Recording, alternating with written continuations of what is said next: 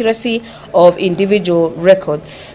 Finally, the Senator will also be seeking to have the National Police Service and the Ministry of Interior and National Administration scale up public awareness initiatives in rural areas on the application and renewal process for the good conduct. This motion has a balance of about 20 minutes, and the mover of the motion, being the Senator for Muranga, will be called upon to reply to this motion this afternoon. But away from that motion, there are a number of motions and bills lined up for consideration this afternoon. Under the Committee of the Whole, we have 3 bills lined up for consideration. They are the County Library Services Bill, the Labor Migration and Management Bill number 2 of the Senate, and the Technopolis Bill, Bill number 6 of the year 2024 by the Senate Leader of the Majority Party. The Chairperson Select Committee on Delegated Legislation will this afternoon, in the motion on the report of the Select Committee on Delegated Legislation on its consideration of the Affordable Housing Regulations Legal Notice number 111 of 2025, be seeking to have the Senate adopt on behalf of his committee its consideration of the Affordable Housing Regulations Legal Notice number 111, 114 of 2025. After having considered the issues of affordable housing regulations, the committee laid its report on the table of the Senate on the 24th day of September 2025, and pursuant to sections 59, subsection 4 of the Affordable Housing Act of 2024, the Senate resolves to approve the Affordable Housing Regulations of the year 2025. The Office of the County Attorney Amendment Bill. This is a bill by Senator David Wakoli. Bill number 47 of the year 2024 is lined up for resumption of debate, where the senators are set to debate and consider amendments proposed in the bill that is seeking to amend the existing act on the Office of the County Attorney. The Seeds and Plant Varieties Amendment Bill, Senate Bills number 4 of the year 2025, is also lined up for debate this afternoon. The Speaker's procession is making its way into the chambers this afternoon. The House will be presided over by the Speaker of the House, Honorable Amason Kingi. So kindly allow me to hand you over for this live broadcast brought to you by PBU in partnership with the Kenya Broadcasting Corporation. Enjoy your viewing.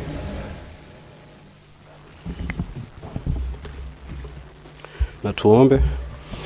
Mwenyezi Mungu, tutakusihi ututazame kwa neema nyingi na baraka.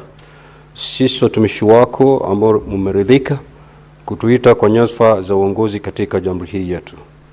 Tutakuomba utuwajalie tuyatende na kufikiria mambo yote yatakayofikishwa mbele yetu kwa njia ya haki na uaminifu, ili kustawisha amani, ufanisi na heri ya nchi yetu na wale ambao haja zao umesikabidhi mikononi mwetu. Amen.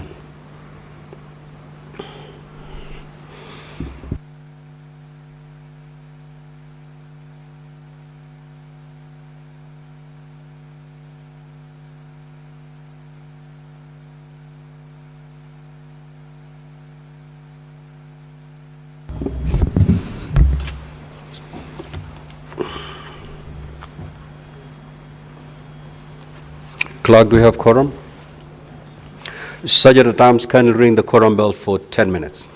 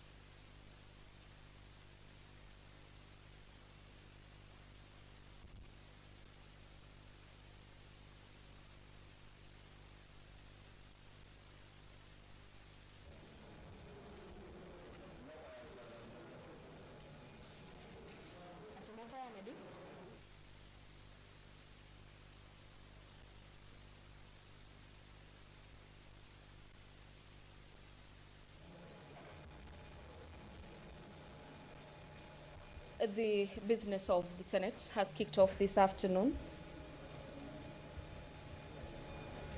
But upon the commencement of the House business this afternoon, we have a small quorum hitch that has necessitated the Speaker to direct that the quorum bell be rung for 10 minutes. On your screens, you can see a section of senators making their way into the chamber this afternoon, and this is for the purposes of proper quoration of the House. On Standing Orders number 53, subsection 1, the Senator for Embu County, Senator Alexander Mundigi, will be seeking a statement from the Standing Committee on Education regarding the closure of Higher Education Loans Board application system. The Senator for Nairobi will be seeking a number of statements. Among them is a statement that will be sought from the Standing Committee on Education regarding the steep increase in fees paid to technical and vocational education training. This is TVET institutions. The other statement that will be coming from the Senator for Nairobi will be directed to the Standing Committee on Matters Land in regards to the current status of Karura Forest. Senator Hezena Lemaletian will be seeking a statement from the Standing Committee on Education regarding the electrification of Sere Olipi in Samburu East constituency.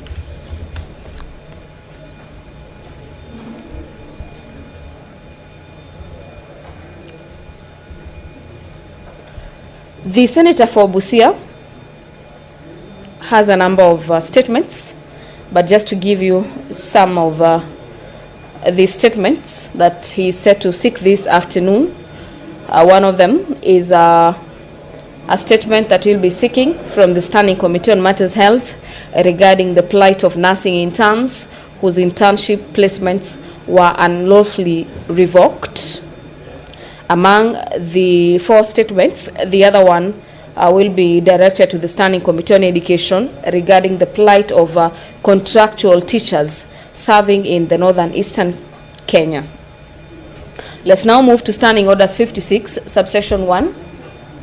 The quorum has been achieved. You may call the first order.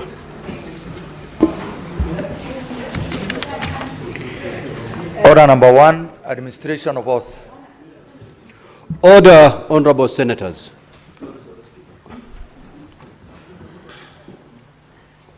Proceed, clerk. Order number 2, communication from the chair.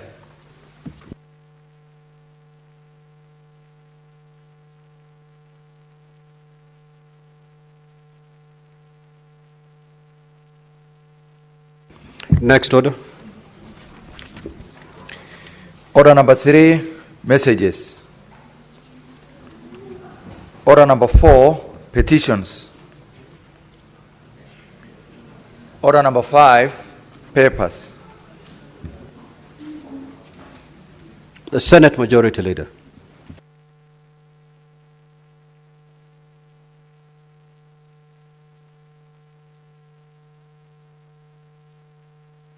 Following papers on the table of the Senate today, Wednesday, the 24th of September 2025. This is a report of the PPRA, Public Procurement Regulatory Authority, concerning performance of the special groups, youth, women, and PWDs under the 30% preference and reservation scheme for January to June 2025 reporting period. 2, the annual report of the Commission on Administrative Justice, CAJ, for the financial year 2023-2024. Report of the COB, Controller of Budget, on the National Government Budget Implementation Review for financial year 2024-2025. 4, report of the Auditor General on the financial statements of the Uasin Gishu County Education Revolving Fund for the year ended 30th June 2025. 5, report of the Auditor General on the financial statements of Uasin Gishu County Bursary and Skills Development Support Fund for the year ended 30th June 2025. Mr. Speaker, I beg to lay.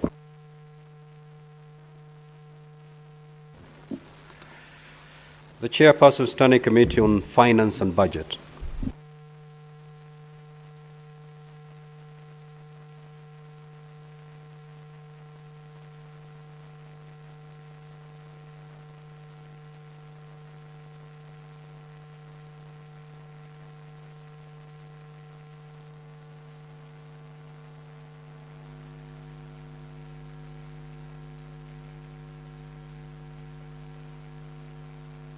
Or any member.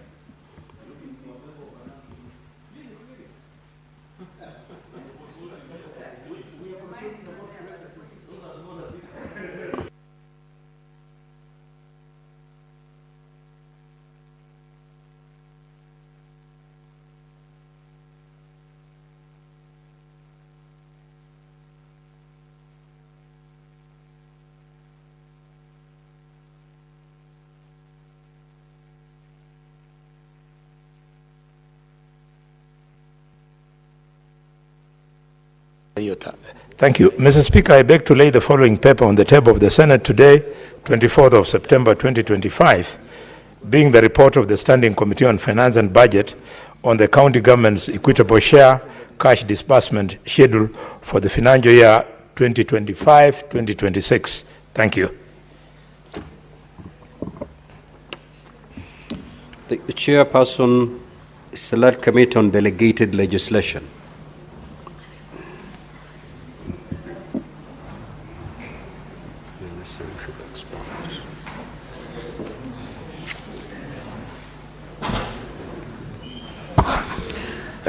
Mr. Speaker, sir, I wish to give a notice of the following motion.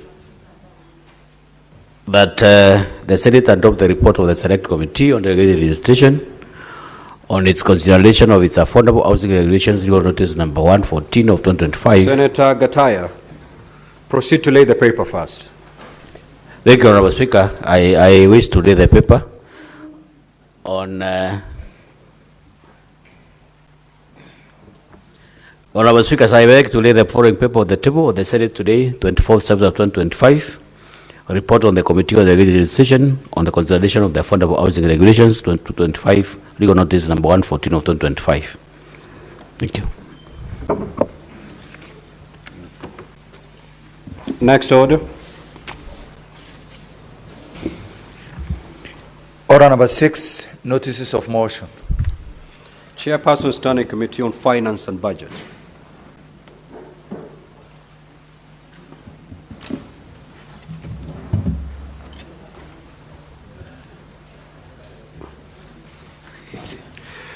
Mr. Speaker, sir, I rise to give notice of the following motion. The motion is on the report of the Standing Committee on Finance and Budget on the county government's cash disbursement schedule for the financial year 2025-2026. That the Senate adopts the report of the Standing Committee on Finance and Budget on the county government's equitable share cash disbursement schedule for the financial year 2025-2026, laid on the table of the Senate on Wednesday, 24th, 2025, September, and that pursuant to Section 17, subsection 7 of the Public Finance Management Act and the Standing Order number 189/3, the Senate approves the county government's equitable share cash disbursement schedule for the financial year 2025-2026. Thank you, Mr. Speaker.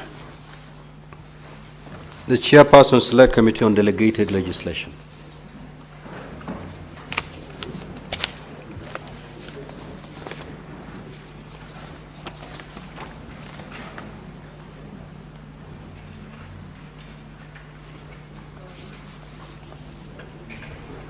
Thank you, Honorable Speaker. Mr. Speaker, sir, I wish to give a notice of the following motion.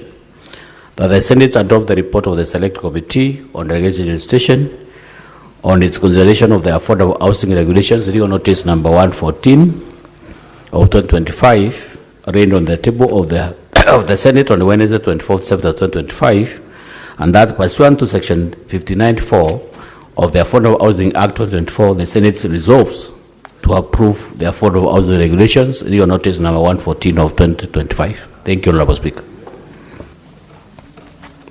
Senator Veronica Maina.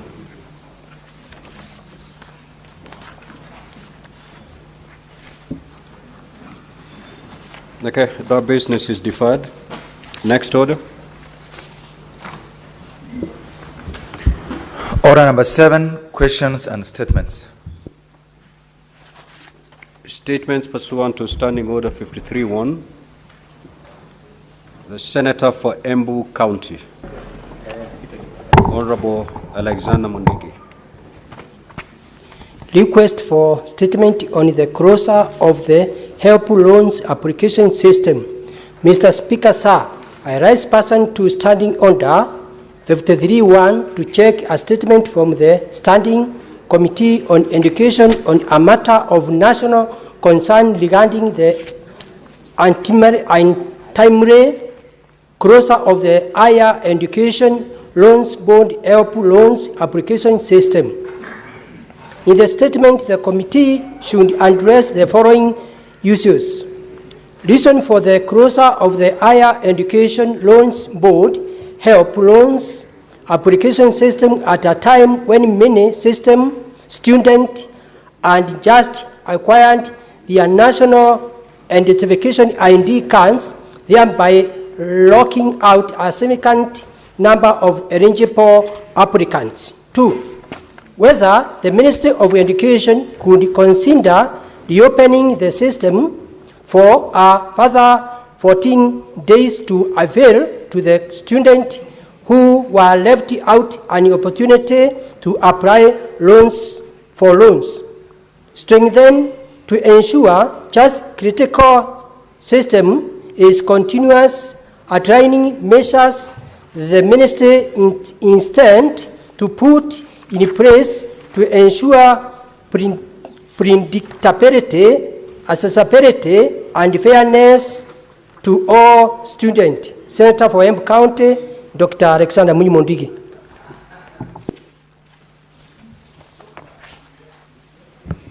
Senator for Nairobi City County, the Honorable Edwin Sifuna.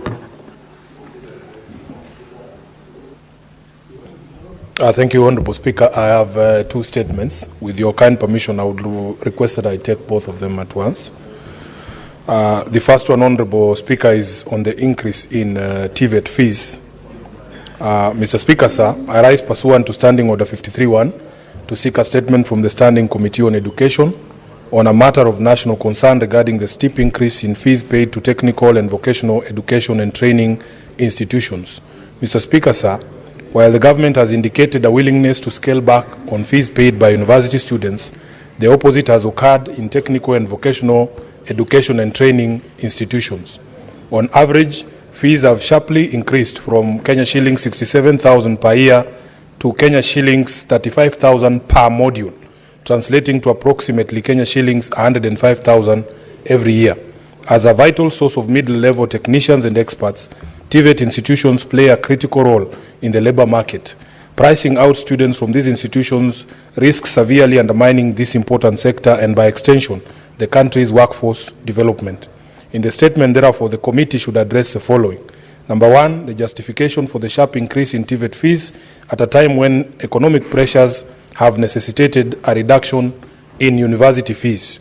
Secondly, the reasons for the delays in disbursement of TVET Higher Education Loans Board loans in contrast to the timely release of loans to their university counterparts.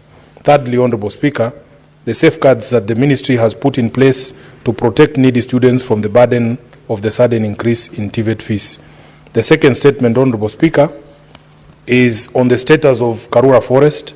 Mr. Speaker, sir, I rise pursuant to Standing Order 53-1 to seek a statement from the Standing Committee on Land, Environment and Natural Resources on a matter of national concern regarding the current status of Karura Forest. Mr. Speaker, Karura Forest is one of the few remaining urban forests in the country and the continent. It serves as one of the vital lungs of this great city, providing clean air, while also playing a critical role as a recreational hub for residents and visitors alike. However, the protection of this invaluable resource has become a matter of urgent importance and concern, as the forest currently faces threats from prospective developers, management disputes, and individuals seeking to exploit its resources for personal gain. In the statement, the committee should address the following issues. First, Honorable Speaker, we need an updated map of Karura Forest indicating the exact area under vegetation and areas that have been cleared, detailing the circumstances under which such sections of the forests were cleared. Secondly, details of the income and expenditure relating to the joint account managed by the Kenya Forest Service and the Friends of Karura Forest, with a view to ascertaining the benefits accrued in management of the forest through this partnership. Thirdly, the sustainability of the Community Forest Association model in forest management, including whether the agreement between KFS and the Friends of Karura Forest will continue to be honored in the management of Karura Forest. Lastly, Honorable Speaker, the measures in place to safeguard the forest or any sections of it from encroachment or illegal acquisition by private developers. I thank you, Honorable Speaker. Senator for Tharaka Nithi County, the Honorable Mwenda Gataya.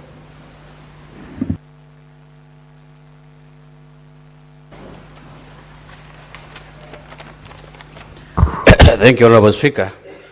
Mr. Speaker, sir, I rise pursuant to Standing Order 53.1 to seek a statement from the Standing Committee on Land and Environment and Natural Resources on a matter of nationwide concern regarding the improper waste disposal practices in this country. Mr. Speaker, sir, improper wastage disposal means a major environmental and public health challenges across both urban and rural areas. In many cases, waste is dumped in uncontrolled sites and open spaces. This practice poses significant health risk, environmental degradation, and undermines the country's effort to achieve the sustainable development goals. In this regard, Honorable Speaker, the committee should address the following: the budgetary allocation per county for the financial year 2025-2026 towards waste management and infrastructure and practice in both urban and rural areas. The mechanism in place to ensure effective enforcement of waste management as provided for in the Environmental Management and Coordination Waste Management Regulations, Legal Notice number 121 of 2006, whether there are some existing or planned county programs aimed at promoting public education and policy awareness on the proper waste disposal. The committee should also try to look at the measures being taken to ensure that waste management infrastructure is adequate, efficient, and accessible to all communities. The committee should also look at whether there are collaborations or partnership with other stakeholders, including international agencies, the private sector, and civil society organizations to support waste management initiatives. On our second statement, Honorable Speaker, this is on the construction of a stadium in Tharaka Nithi County. Mr. Speaker, sir, I rise pursuant to Standing Order 53.1 to seek a statement for the Standing Committee on Labour and the Social Welfare on a matter of county-wide concern regarding the construction of a stadium in Tharaka constituency, Tharaka Nithi County.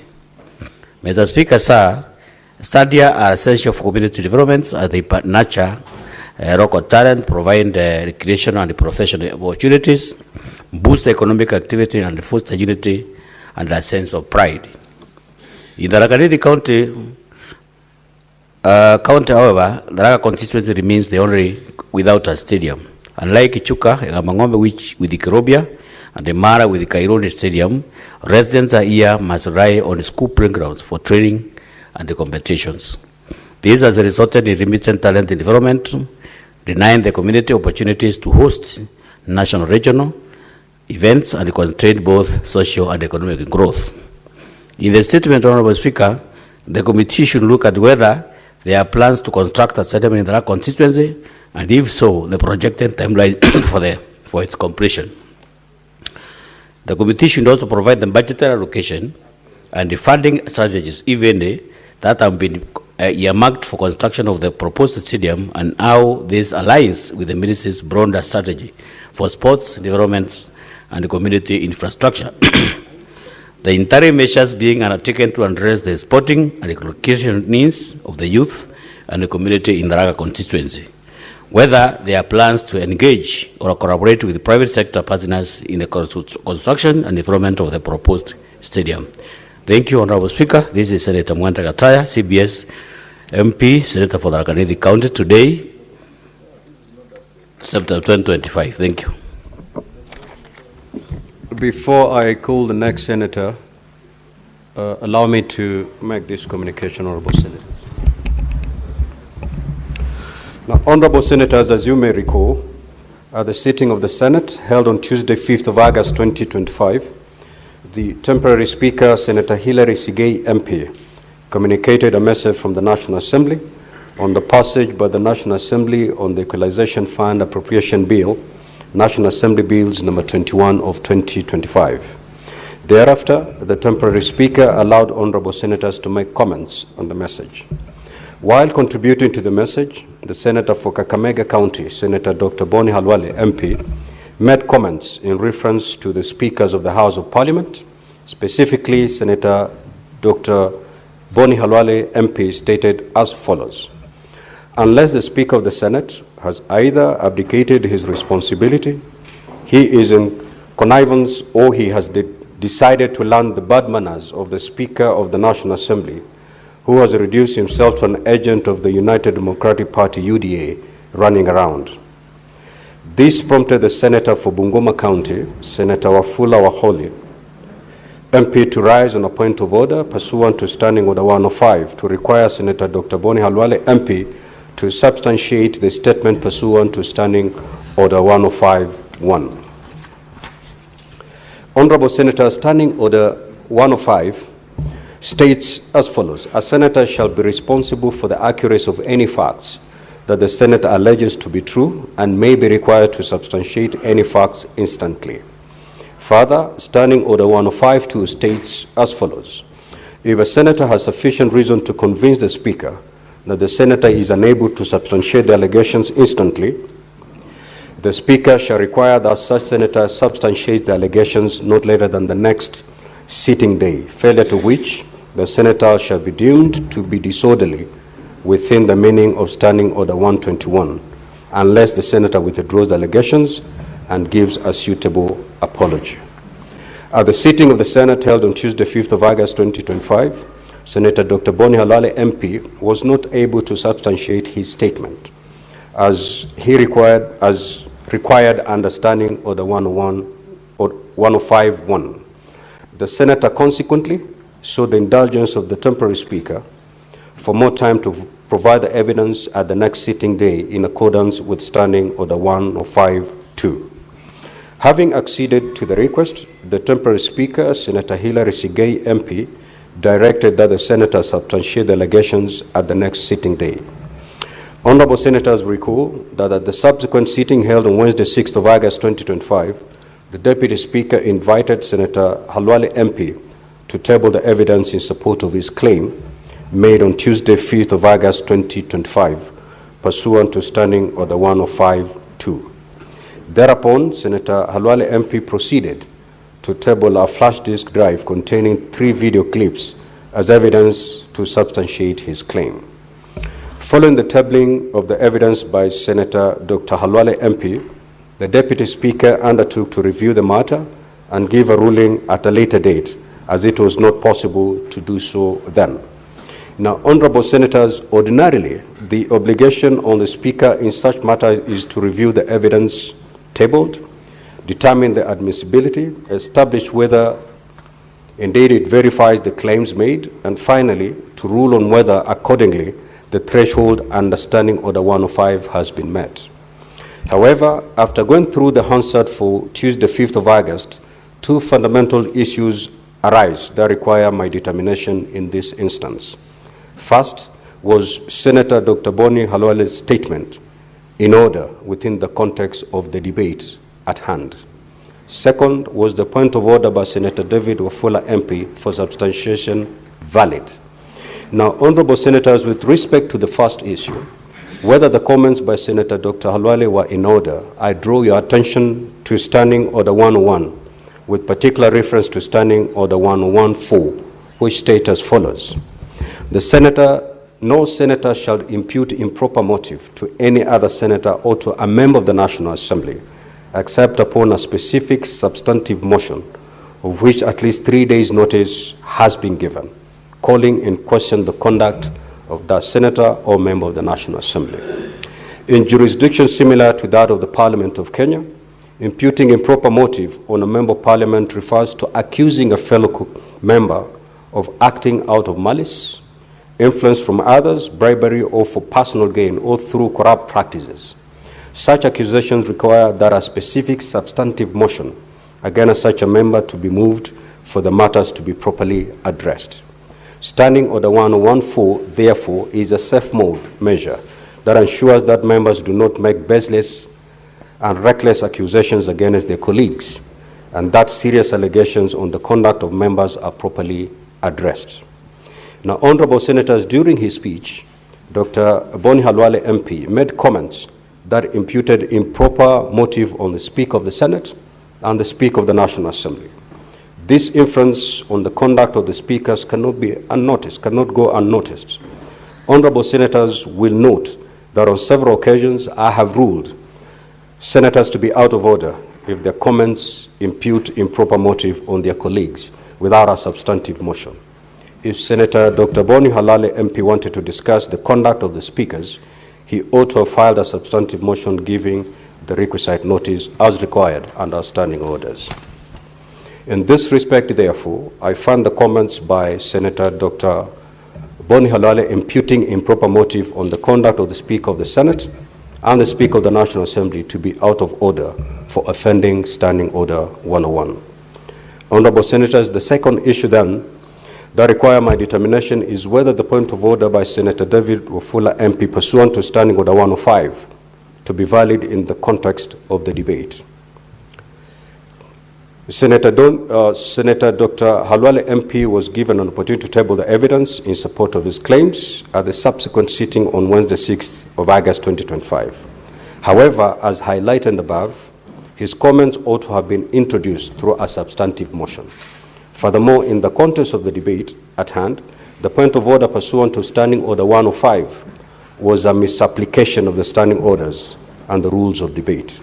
The appropriate point of order under the circumstances ought to have been made pursuant to Standing Order 101, bringing to the attention of the Speaker that Standing Order 114 was being breached, and to require Senator Dr. Halwale to file a substantive motion should the Senator wish to bring to question the conduct of the Speakers of the Houses of Parliament.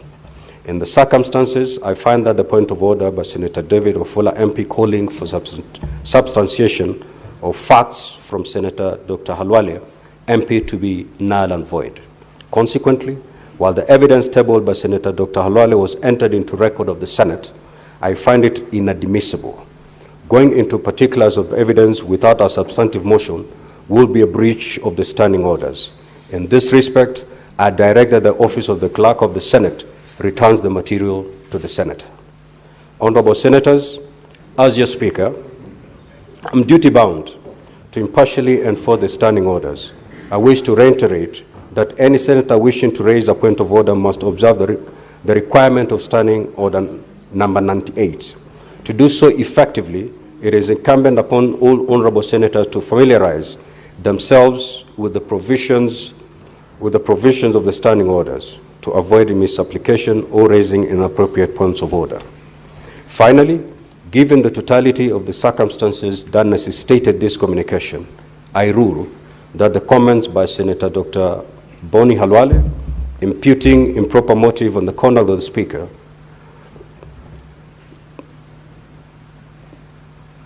Finally, given the totality of the circumstances that necessitated this communication, I rule that the comments by Senator Dr. Boni Halwale MP imputing improper motive on the conduct of the Speaker of the Senate and the Speaker of the National Assembly to be out of order. I therefore direct that the offending comments by the said Senator be expunged from the record forthwith. It is so guided. Thank you. Senator Hezena.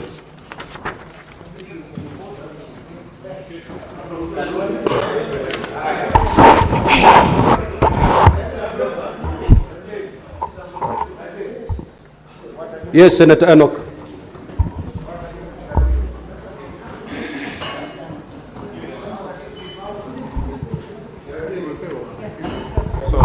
Speaker, have you seen Senator Karen Nyamo and the way she is dressed today, walking into the House with one side of the jacket worn and the rest hanging loose? Mr. Speaker, you know, this House, we can forgive, there is no problem. But Mr. Speaker, you must enforce rules in this House. Next time I'll walk in, Mr. Speaker, with my jacket hanging on my shoulder, and I will demand that you take precedent of what has happened, Mr. Speaker. Senator Karen Nyamo, you are out of order for violating the Speaker's rules. You cannot walk into the chamber. Order, Senator Funandi. I'm the one delivering the ruling. In fact, you're guilty as charged. You're the one holding her hands as you're walking in the chamber. Senator Karen Nyamo, I will give you a warning for today. You repeat the same thing, I will have to ask you to leave the chamber. Let us observe the Speaker's rules. Senator Hezana. Yes, Senator for Nairobi City County.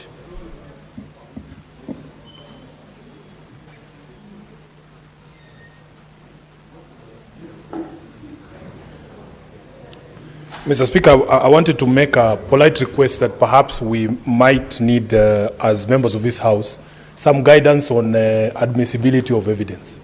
Because I believe this is the second time that a member has attempted to substantiate, but the Speaker has found that that material was not admissible. I myself have fallen victim of that same rule. So I think going forward, so that we don't get into this back and forth about admissibility. I know some of us were students of evidence. Unfortunately, my teacher for the law of evidence was shot in cold blood here in Nairobi. But the late Chia Lombobo taught me the law of evidence. So just for the benefit of some of us, if I am confused, Honorable Speaker, and I am a lawyer, I'm sure farmers like the Honorable Wakwabubi might be struggling just as much as I'm struggling. Thank you, Honorable Speaker. Order, Senator for Nairobi City County. If you don't understand and don't appreciate the standing orders, the Honorable Senator that we've just referred to has a firm grip on the standing orders. Her knowledge on the standing orders is unparalleled. That I can confirm. However, Honorable Senator for Nairobi City County, I have distinguished two things in this ruling. That this matter ought not to have gone to the extent of even demanding Senator Boni Halwale to table or to substantiate. The point of order that ought to have been raised is actually the fact that he ought to have brought a substantive motion. And because he never brought a substantive motion, then to that extent he was out of order. And then the matter ought to have rested there. Senator Hezana.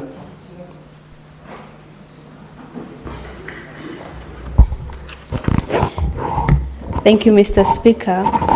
And I rise to request a statement on the electrification of Stereolipi in Samburu East, Samburu County. Mr. Speaker, sir, I rise pursuant to Standing Order 53-1 to seek a statement from the Standing Committee on Energy on a matter of county-wide concern regarding the electrification of Stereolipi in Samburu East constituency, Samburu County. Mr. Speaker, sir, the residents of Stereolipi have raised concerns and made public appeals regarding the lack of electricity connection in their area. While electrification has already reached Lerata, the neighboring community of Stereolipi remains unconnected, leaving schools, health facilities, businesses, and households at a significant disadvantage. In the statement, the committee should address the following. 1. The reasons why Sereolipi has not been connected to the electric power grid despite electrification reaching Lerata. Secondly, the specific timelines within which the Ministry of Energy and the Rural Electrification and Renewable Energy Corporation, which is REREC, plan to extend electricity connection to Sereolipi. Third, the measures being undertaken to ensure equitable access to electricity across the marginalized areas in Samburu East constituency and Samburu County in general. Thank you, Mr. Speaker. Senator for Kisumu County, the Honorable Professor Tom Ojenda. Thank you, Mr. Speaker.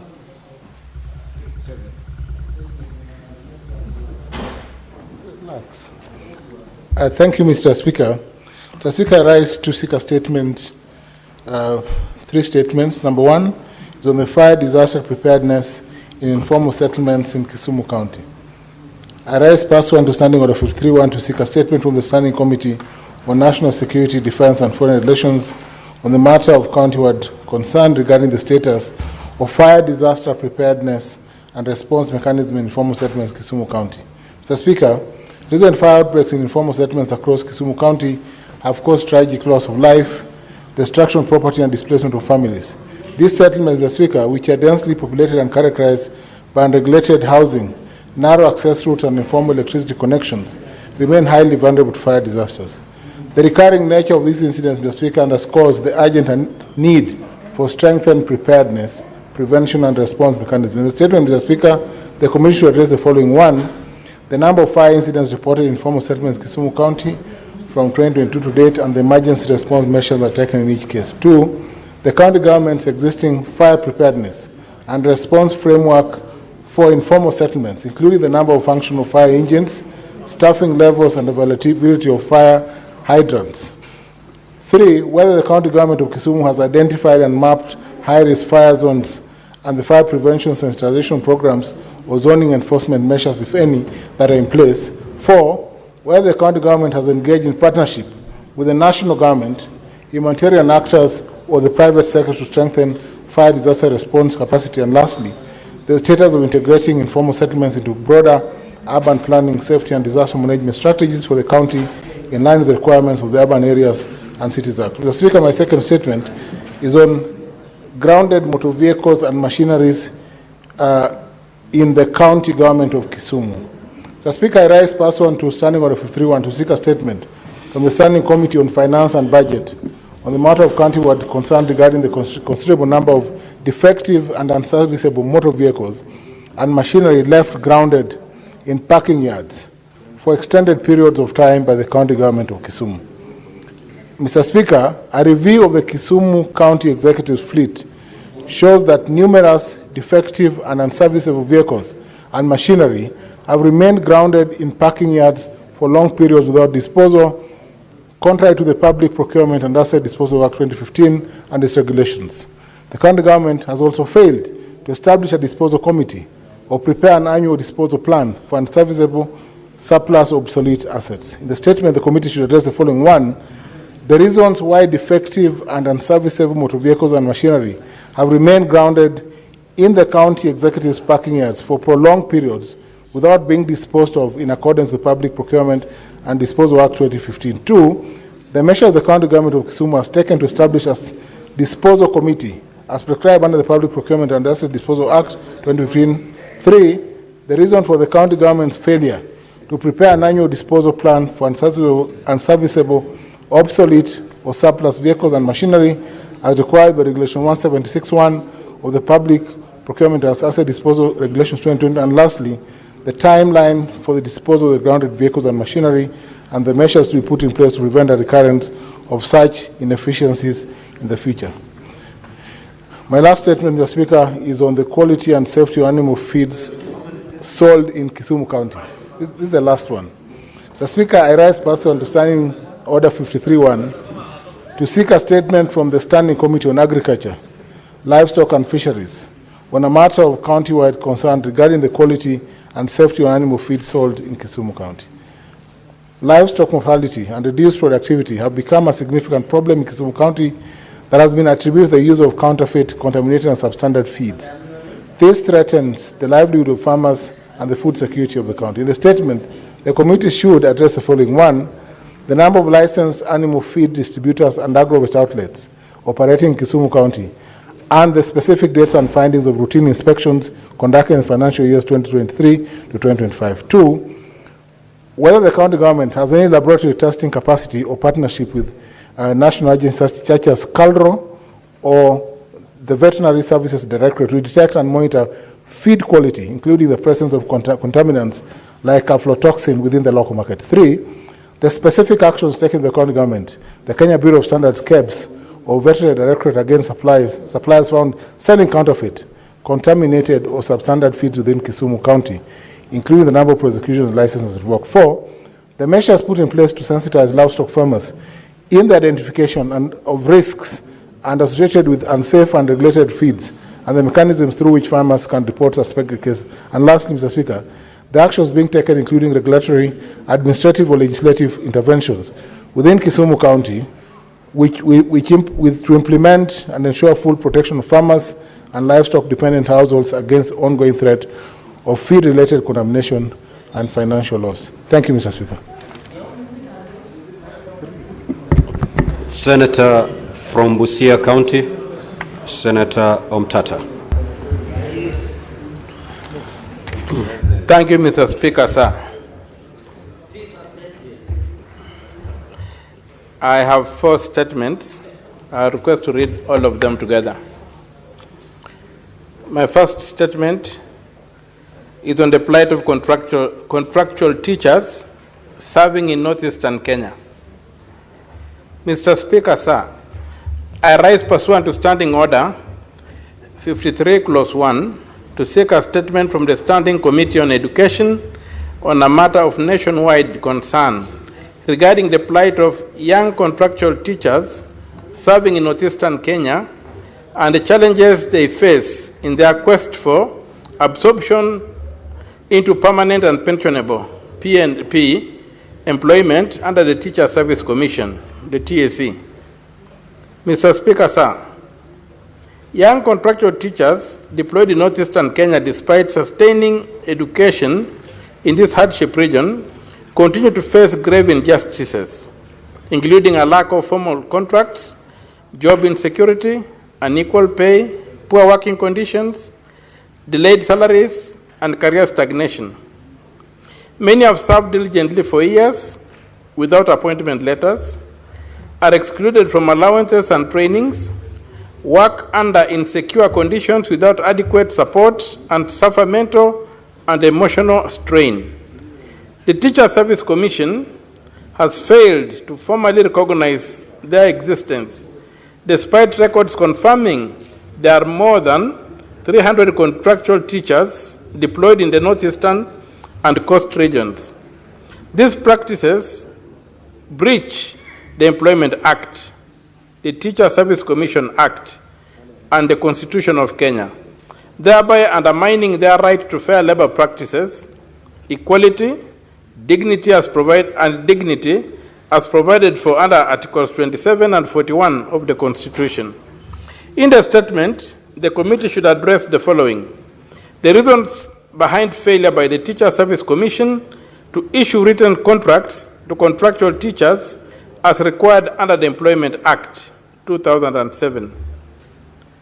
2, the measures in place by the Teacher Service Commission to guarantee equality in pay, allowances, training opportunities, and career progression between contractual and permanent teachers performing similar work. 3, the steps taken by the Ministry of Education to ensure that contractual teachers deployed in hardship areas are provided with adequate security, logistical support, and psychosocial services. 4, timelines within which the TSC intends to develop and implement a clear, transparent, and consistent policy for absorbing contractual teachers into permanent and pensionable terms of service. 5, the accountability measures to be taken against the Teacher Service Commission leadership for denying the existence of contractual teachers despite the existence of evidence of their deployment. Senator Omtato Koiti, MP, Senator from Busia. My second statement is on the plight of the staff engaged through the Global Fund to support the tuberculosis TB program.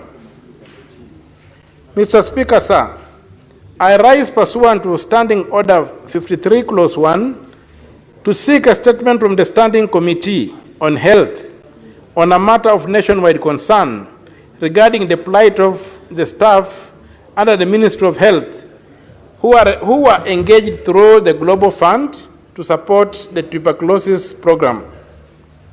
Mr. Speaker, sir, in 2009, the Ministry of Health, with support from the Global Fund, engaged Human Resource for Health, brackets, HRH officers, mainly medical laboratory technologists and clinical officers, on annual contracts to strengthen Kenya's tuberculosis response, with a clear commitment that they would be absorbed into permanent and pensionable terms once donor support ended. However, despite repeated reminders, written commitments and directives from the Public Service Commission, the Ministry of Health has failed to honor this promise, leaving officers who have served diligently for more than 15 years unpaid for more than 13 months and excluded from the government payroll, even as their national government colleagues have been regularized. This neglect not only amounts to a grave injustice against dedicated health professionals, but also threatens the continuity of essential TB services that are a matter of urgent public health concern. In the statement, the committee should address the following. 1, the concrete measures the Ministry of Health has undertaken to honor its commitment to absorb the Global Fund-supported TB program staff into permanent and pensionable terms of service as per the Public Service Commission directives. The reasons the Ministry of Health failed to implement its own directives of 2nd July 2025, requiring the inclusion of these officers on the government payroll, outlining the steps being taken by the Ministry to settle the accrued salary arrears owed to the affected officers, some of whom have gone without pay for more than 13 months. The budgetary provisions within the Ministry of Health and the National Treasury that guarantee the continued employment and remuneration of these officers from 1st July 2025 onwards. The government's overall policy and long-term framework for absorbing donor-supported health workers, not only in the TB program, but also in HIV, malaria, and other critical health initiatives to ensure sustainability, equity, and accountability in the health sector. Senator Omtato Koiti, MP, Senator from Busia County. My third statement is on claims of corruption, abuse of office, and endangerment of public safety at Mbagathi County Referral Hospital. Mr. Speaker, sir, I rise pursuant to Standing Order 53, Clause 1, to seek a statement from the Standing Committee on Health regarding claims of corruption, abuse of office, and endangerment of public safety at the Mbagathi County Referral Hospital. Mr. Speaker, sir, the Mbagathi County Referral Hospital, established in 1956 and being regarded as a lifeline for the poor and vulnerable in Nairobi and beyond, is today plagued by gross mismanagement and systemic rot that gravely compromise patient care and staff safety. Allegations include the abuse of the medical bill waiver, the medical bill waiver facility, where facilitation fees are extorted from indigent patients, intimidation and threats against staff and whistleblowers, some of whom have died under mysterious circumstances, and the illegal collection of parking fees whose revenues are reportedly diverted for personal gain. These malpractices not only exploit vulnerable patients and instill fear among staff, but also amount to the misappropriation of public resources in violation of the Constitution, the Public Finance Management Act, and the Leadership and Integrity Act. In the statement, the committee should address the following. 1, alleged abuse of the medical bill waiver facility at the Magathi County Referral Hospital, including the involvement of the hospital staff management in the said malpractice. 2, the veracity of allegations of threats and intimidation against staff and patients and their families, and indicate the measures in place to guarantee the safety and protection of whistleblowers. 3, an audit of collection of parking fees at the said hospital, determining whether the process was followed, whether due process was followed in the introduction of the charges, and clarify how the funds collected are utilized. 4, the mechanisms the Ministry of Health has put in place to monitor and ensure the proper administration of the medical bill waiver facility in public hospitals across the country. Whether the ministry conducts regular audits and inspections of public hospitals, specifying when the Magathi County Referral Hospital was last audited and inspected. My final statement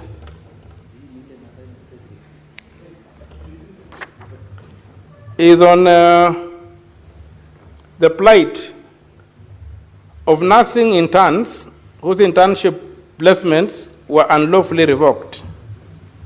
Mr. Speaker, sir, I rise pursuant to Standing Order 53, Clause 1, to seek a statement from the Standing Committee on Health on a matter of nationwide concern regarding the plight of 306 nursing officer interns whose internship placements were unlawfully revoked by the ministry. Mr. Speaker, sir, on 30th June 2025, the Cabinet Secretary for Health, the Honorable Aden Duale, posted over 6,000 medical interns, including 2,098 nurses, who reported their stations. A month later, he abruptly revoked the placement of 306 interns, citing failure to attend graduation ceremonies, which is a new discriminatory requirement that contradicts established practices where university completion letters surface. Internship is a statutory requirement, and the 306 interns had already been verified by their universities, the Nursing Council of Kenya, and the Ministry of Health. Yet their placements were cancelled without prior notice, explanation, or hearing, thereby raising concerns of non-compliance with constitutional provisions on fair administrative action as provided for in Article 47 and 232, as well as the Fair Administrative Action Act of 2015, and the right to education. The decision has tendered them jobless, denied them the opportunity to obtain practicing licenses, and further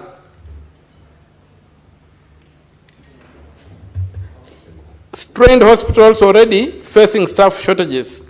In the statement, the committee should address the following: the legal or policy framework that informed the revocation of internship placements for the 306 nursing officer interns, and the basis for introducing graduation attendance as a new eligibility requirement.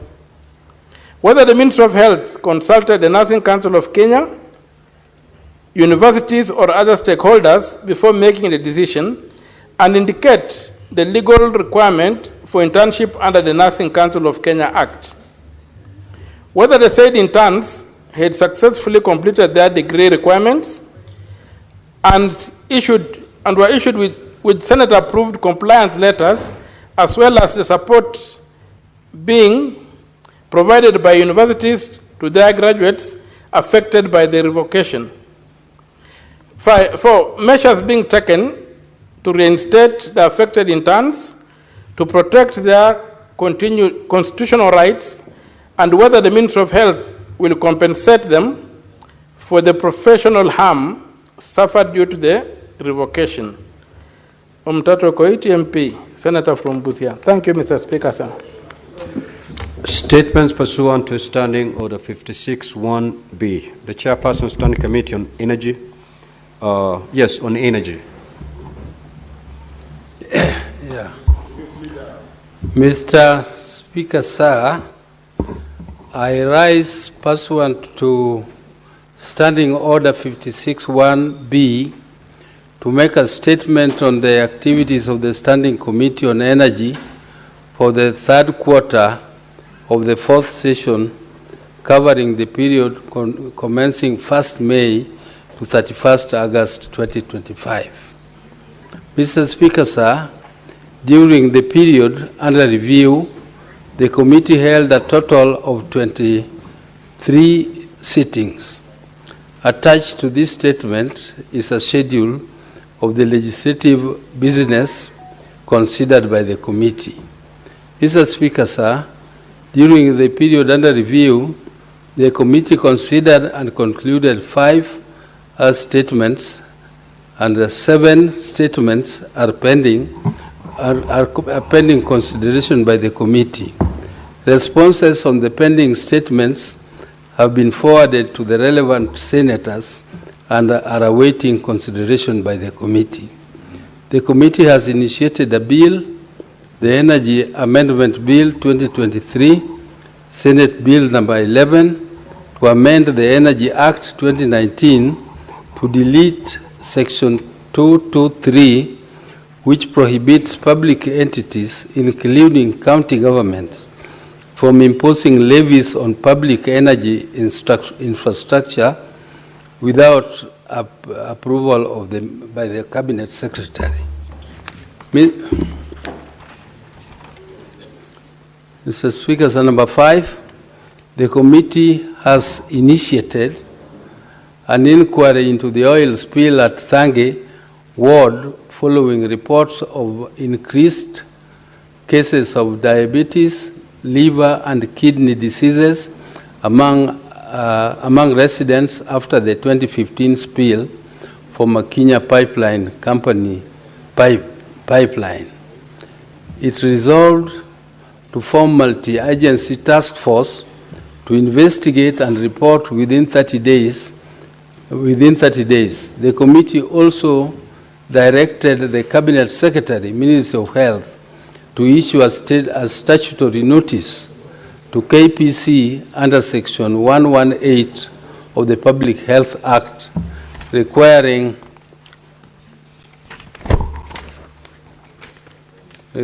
compliance with health regulations and addressing non-compliance, including withholding financial resources. Mr. Speaker, sir, on an inquiry regarding the handing over of a mass cooking gas handling facility to Ashrami Energy, the committee is reviewing the Ministry of Energy and Pipelines legal compliance and seeks clarification on specific legal provisions used. It will meet with the National Treasury to confirm if all public-private partnership requirements were met. Mr. Speaker, sir, during a county visit to Mombasa, the committee engaged with the Kenya Maritime Authority on maritime oil pollution risks from tanker ships, inspecting oil routes and the port. The committee noted 500 tank trips annually, transporting 500 million tons of oil. The committee urged stronger environmental management enforcement and coordination to prevent and respond to pollution. Mr. Speaker, sir, the committee conducted a county visit to Kisumu. The committee met energy stakeholders and toured oil and power facilities, finding 68% electricity connectivity with gaps in informal settlements and underfunded last-mile projects.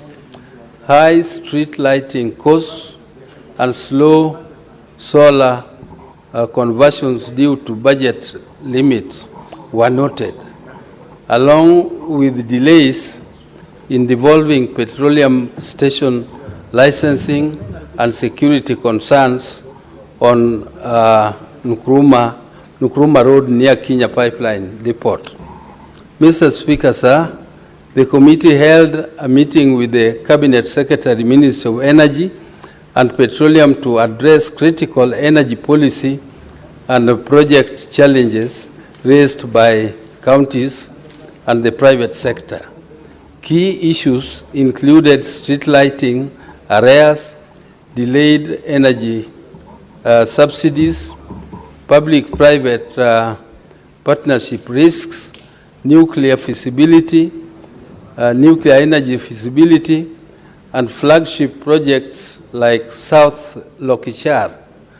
The committee also discussed concerns over Kenya Pipeline partial privatization and potential Ruby's acquisition of National Oil Corporation of Kenya.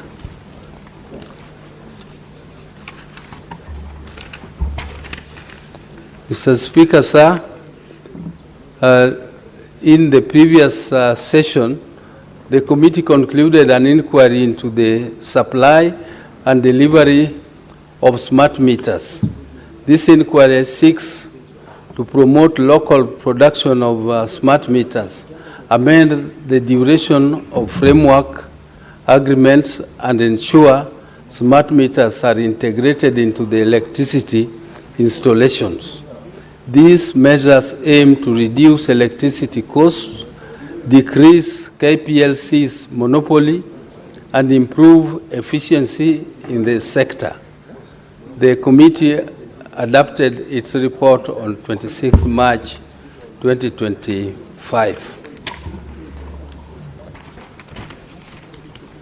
Mr. Speaker, the committee visited Wajir to assess the local energy challenges and found it disconnected from the national grid, relying on local power generation. This has increased energy insecurity and hindered economic growth. Mr. Speaker, sir, can I put on my glasses? Yes.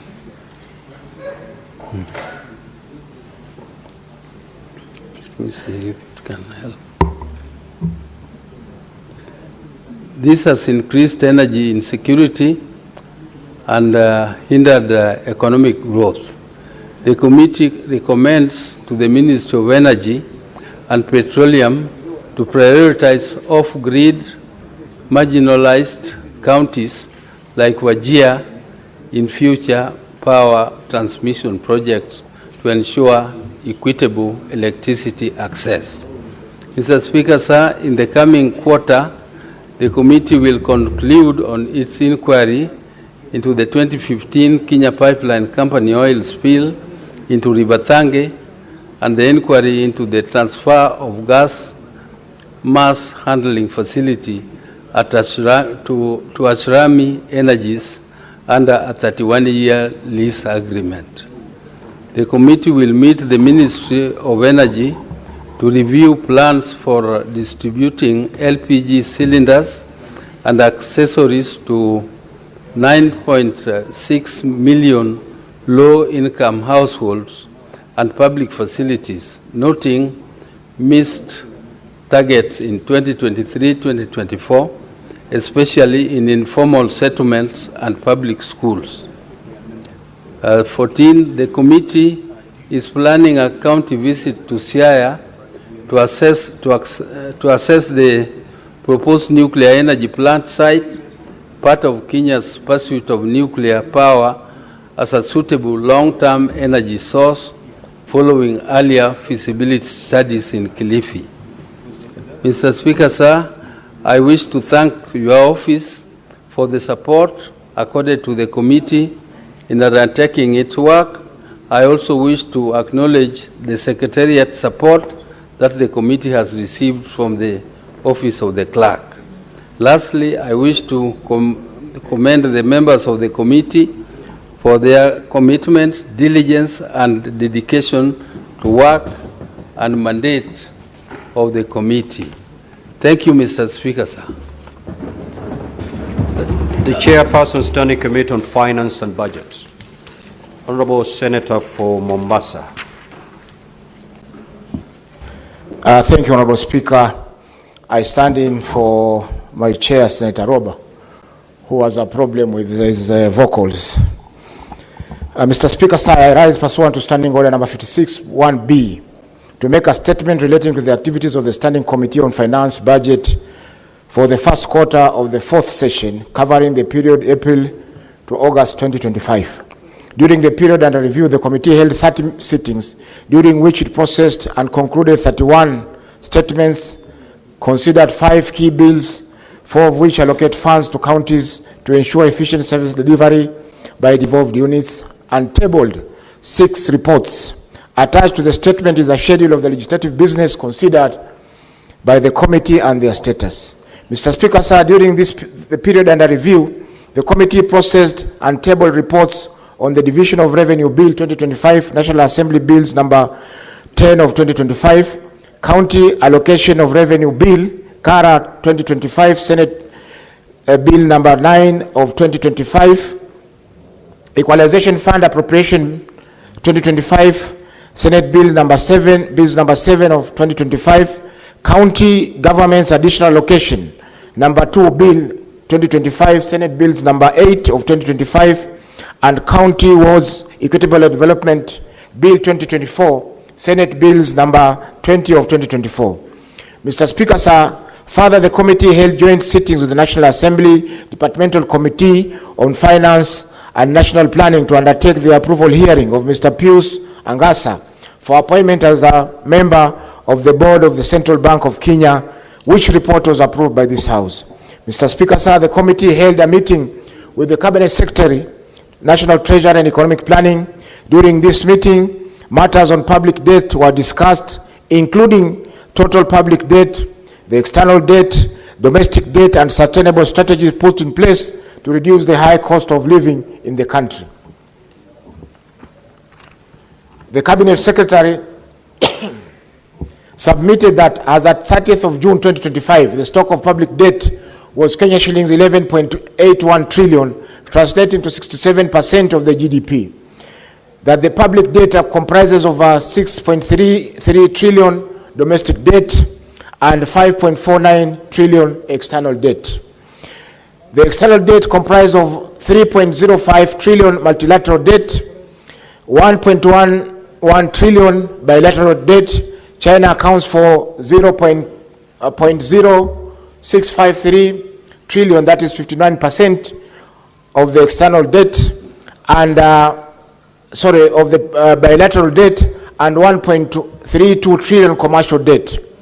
Domestic debt comprised of Kenya shillings 5.11 trillion treasury bonds, that is 80%, and Kenya shillings 1.04 trillion treasury bills, and Kenya shillings 0.18 trillion overdraft from the central bank, IMF funds on lent to government and business and bank advances. Mr. Speaker, sir, the committee sought public views on legislative business, including the bills and the appointment of nominee to the Central Bank of Kenya Board of Directors through advertisement in 2 national newspapers and other social media platforms.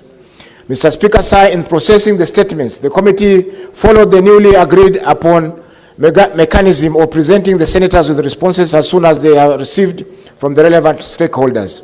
The senator is required to indicate any issues that require clarification within 14 days. Otherwise, the statement is deemed concluded. A list of statements processed by the committee is annexed to this statement. Mr. Speaker, sir, during the period under review, the committee undertook 2 county visits to Kitui County to deliberate on the status of pending bills in Kitui County, and to Kisii County to deliberate on the status of pending bills in Kisii County. Alleged alteration of the county executive budget by Kisii County government and the financial management in Kisii County government. Mr. Speaker, sir, during the review of bills, the committee noted significant duplication and repetition in a number of bills, such as the county government additional allocation bill, National Assembly bills number 2 of 2025, with similar provisions as the county government's allocation, additional allocation number 2 bill 2025, Senate bills number 8 of 2025.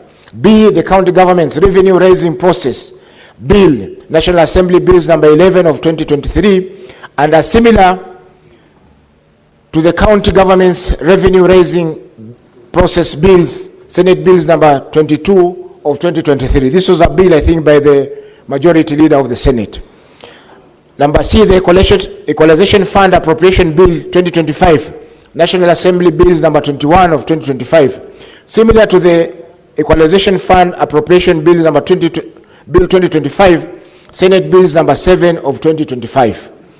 Number D, the Public Finance Management Amendment number 3 Bill, National Assembly bills number 44 of 2024, and are bills with similar provisions contained in the Public Finance Management Amendment Bill, Senate bills number 40 of 2023. This was a bill by Senator Hamida Kibwana, which has since stalled, Mr. Speaker, sir. E, the Public Finance Management Bill number 2, Amendment number 2 Bill, National Assembly bills number 26 of 2024, which has similar provisions as contained in the Public Finance Amendment Bill 2024, Senate bills number 27 of 2024. Number 12, the committee held a meeting with the Senate Majority Leader, and it was recommended that all amendments to the PFM Act be consolidated into one bill. The committee will submit a report on the PFM amendment bills recommending consolidation of the bills. The committee recommends that the leadership of the Senate and the National Assembly consider establishing a well-coordinated process between the 2 houses of Parliament to avoid duplication of bills. Mr. Speaker, sir, in the 4th quarter of this session, the committee is scheduled to process the county government's equitable share cash disbursement schedule for the financial year 2025-2026, a notice of which was given yesterday. Number 2, the Public Finance Management Bills, Public Procurement and Asset Disposal Amendment Bill, National Assembly bills number 48 of 2024, the Public Audit Amendment Bill, National Assembly bill number 4 of 2024, and the Kenya National Council of Population and Development Bill, National Assembly bills number 72 of 2023. The committee will also consider reports of the Control of Budget on the implementation of the government's budget, meet with the various county executives to consider issues relating to pending bills in county governments, and finalize the consideration of the Senate resolution on level of the public debt in Kenya. Mr. Speaker, sir, I want to take this opportunity to thank the Office of the Speaker and the Clerk for the support they have given to the committee, and also to the committee members for their dedication in enabling this committee to undertake its work. Mr. Speaker, sir, I thank you. Thank you. The Chairperson, Standing Committee on Health and... Yes. Standing Committee on Health. Yes, thank you very much, Honorable Speaker. Honorable Speaker, I rise pursuant to Standing Order 56(1)B to make a statement relating to the activities of the Standing Committee on Health for the second quarter of the fourth session, covering the period between April and September 2025. Honorable Speaker, during the period under review, the committee held 29 sittings, during which it considered 3 bills, 2 petitions, and 28 statements, held 6 county visits, and followed up on the implementation status of one of the Senate resolutions. In the reporting period, the committee considered stakeholder submissions for 3 bills and conducted considerations of 2 of the bills and tabled its report. During the same period, the committee considered 2 public petitions whose consideration is ongoing. Honorable Speaker, the committee also sought reports on the issues raised in statements and received 33 responses, which were submitted to the senators who had sought the statements. In instances where responses were found to be insufficient, the committee sought supplementary information from the concerned stakeholders. Honorable Speaker, further pursuant to the provision of Standing Order 2284 of the Senate Standing Orders, the committee sought a report from different stakeholders on the implementation status of the report on the petition of the management and use of Kenyatta University Teaching, Research and Referral Hospital by the medical students of Kenyatta University. Honorable Speaker, in the reporting period, the committee undertook 6 county visits, which were aimed at ascertaining information received within the precincts of Parliament. The specific objectives of the engagements, Honorable Speaker, are to visit select healthcare facilities in order to assess the state of the quality of infrastructure, facilities, hospital equipment, and provision of emergency services. 2, the availability of requisite healthcare personnel and the challenges these counties face in regard to healthcare workers. 3, the availability of drugs and medical supplies in healthcare facilities in the counties. And 4, obtain information on all social health authority reimbursement, facility accreditations, and pending bills in the Kenya Medical Supplies Agency, KEMSA. Mr. Speaker, the oversight visits revealed systemic deficiencies across key areas of default healthcare delivery, starting with chronic staff shortages of qualified personnel and specialists, which resulted in overworking, low morale due to poor contractual terms, and delayed stipends and the unauthorized use of unqualified staff. The committee observed that the infrastructure across healthcare facilities in the counties is often dilapidated, leading to overcrowding and sharing of beds, particularly in maternity wards. This is compounded by sanitation and hygiene deficiencies in crucial areas like maternity and the newborn units and female wards. The committee further observed that the healthcare service delivery is hampered by non-functional specialized medical equipment, including intensive care units, CT scans, and dialysis machines, due to lack of electricity connectivity, reagents, maintenance support, post-contract expiry, or lack of trained operators, alongside widespread shortages of essential drugs and supplies.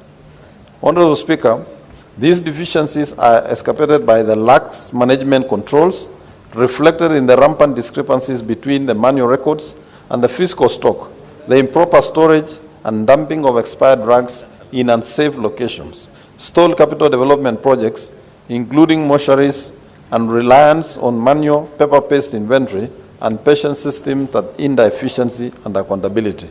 Mr. Speaker, the main recommendation arising from the oversight visits are broadly focused on governance and finance, human resources, infrastructure and equipment, and supply chain management, arguing for expeditious and immediate actions from both levels of government. During the current quarter, the committee will undertake an inquiry on the status of implementation of the universal health coverage in the country. In this regard, the committee will seek reports on the implementation of UAC policies and the challenges, if any, facing the implementation of the said policies. Mr. Speaker, I wish to thank your office and that of the office of the Clerk of the Senate for the continuous support accorded to the committee in executing its mandate. I also wish to thank members of my committee for their diligence and contributions during these committee visits. I thank you, Honorable Speaker. Now, honorable senators will take comments for not more than 15 minutes. Each senator speaking for less than at maximum of 3 minutes. Senator Osots. Thank you, Mr. Speaker. Mr. Speaker, let me support all the statements that have been raised by members, but I'll pick only two. That is the statement by Senator Edwin Sifuna on the high fees that is being charged in our vocational training centers. Mr. Speaker, vocational training centers are very critical institution in this country. Is one way of managing the youth problem in this country, Mr. Speaker, so that those who cannot progress to higher levels of education are able to join these village institutions and to learn one or two skills so that they can be useful members of the society. But we are seeing a trend, Mr. Speaker, that these vocational training centers are now collapsing in many counties, Mr. Speaker, because of largely funding issue. You know, a few years back, we had an arrangement where the government, the national government, was supporting the vocational training through capitation, but they stopped that and they left that to county governments. Most county governments are unable to fund this important institution, and it's sad that most of these institutions are being run down. Some have even closed, Mr. Speaker. So I think even when they talk about raising the fees, I think that is even going to make the situation worse, because most of the students who go to this institution are not able to pay. They are not able to pay that money. In fact, fees payment is one of the problems in this institution. So by charging higher fees, you are simply closing this institution, Mr. Speaker. The second statement by the Chair of Health, Senator Mandago. I think one of the good things I've seen the Committee of Health has done is to visit, make oversight visit to referral hospitals across the county, Mr. Speaker. Mr. Speaker, I remember 1 year ago, Senator Mandago led his team to my county, and they unearthed a lot of issues, and they made a report which was adopted by this House. They made very good recommendation. I want to ask that committee to follow up on its recommendation to see that they are implemented. Because since you left, Senator Mandago, the hospital has reverted back to the bad manners that were there before you came. So I think your committee should have an implementation follow-up plan so that those good recommendations these hospitals are able to implement. Otherwise, Mr. Speaker, for those few remarks, I support the statements by members.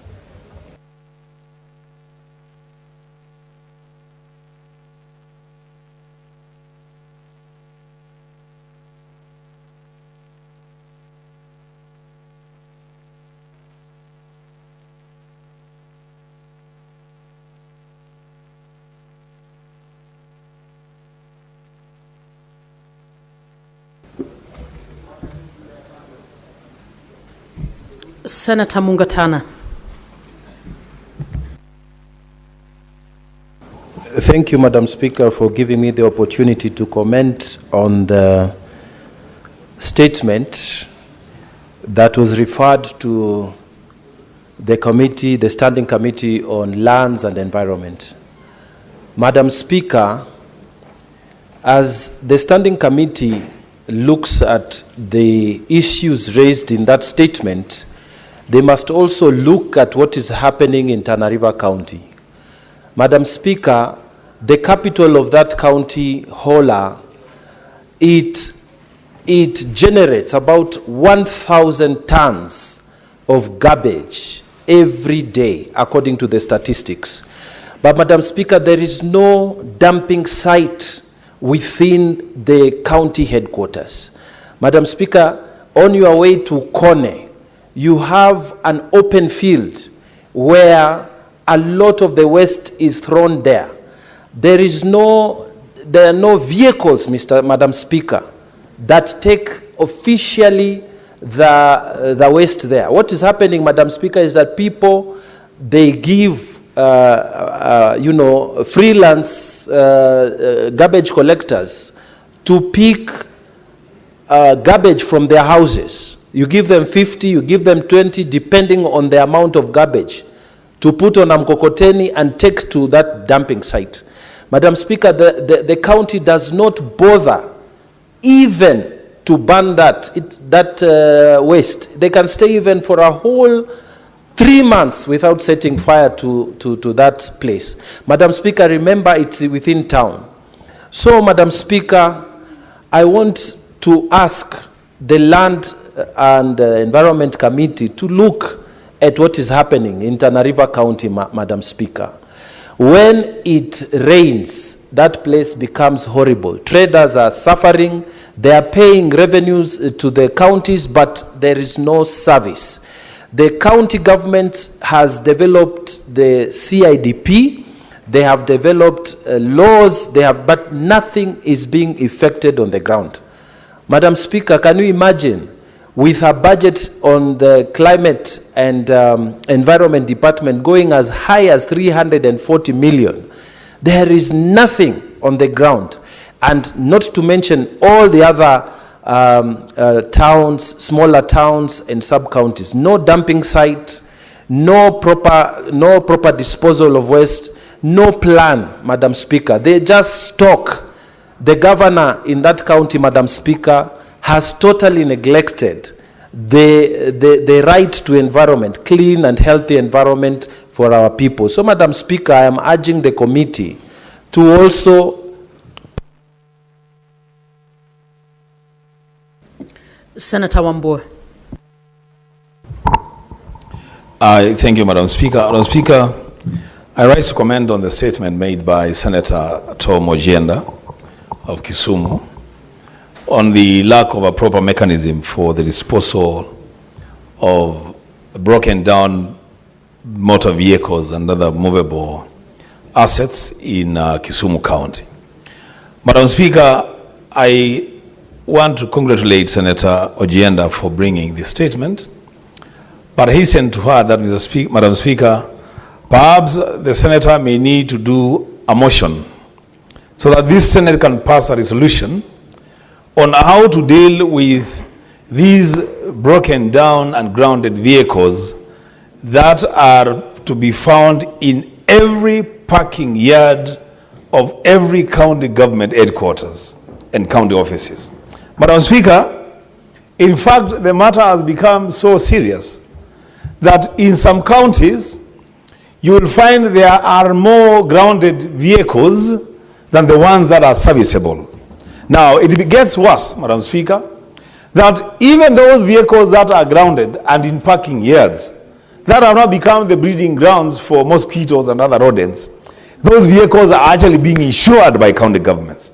So you find a motor vehicle has broken down for 2-3 years. It's in the parking yard, but the county governments are still taking advantage, insurance covers for those vehicles. Others are even fueling those vehicles while they are still in the parking yards, having broken down 2 or 3 years ago. Madam Speaker, a motion will be important to deal with these matters. I say this, Madam Speaker, because in most cases, what happens is that you find a motor vehicle as just a battery that has gone flat or a tire that has burst. But it is parked in the parking yard waiting for money to be availed to buy a battery or replace a tire. 1 year down the line, that vehicle is still there. 2 years down the line, it is still there. Then it is vandalized. It becomes a breeding ground, Madam Speaker, for rodents. But the county governments still continue to take insurance covers and fuel those vehicles. Madam Speaker, this Senate must address itself that matter and pass a resolution on how to deal with these broken down vehicles and other movable assets in the county government. Madam Speaker, I support.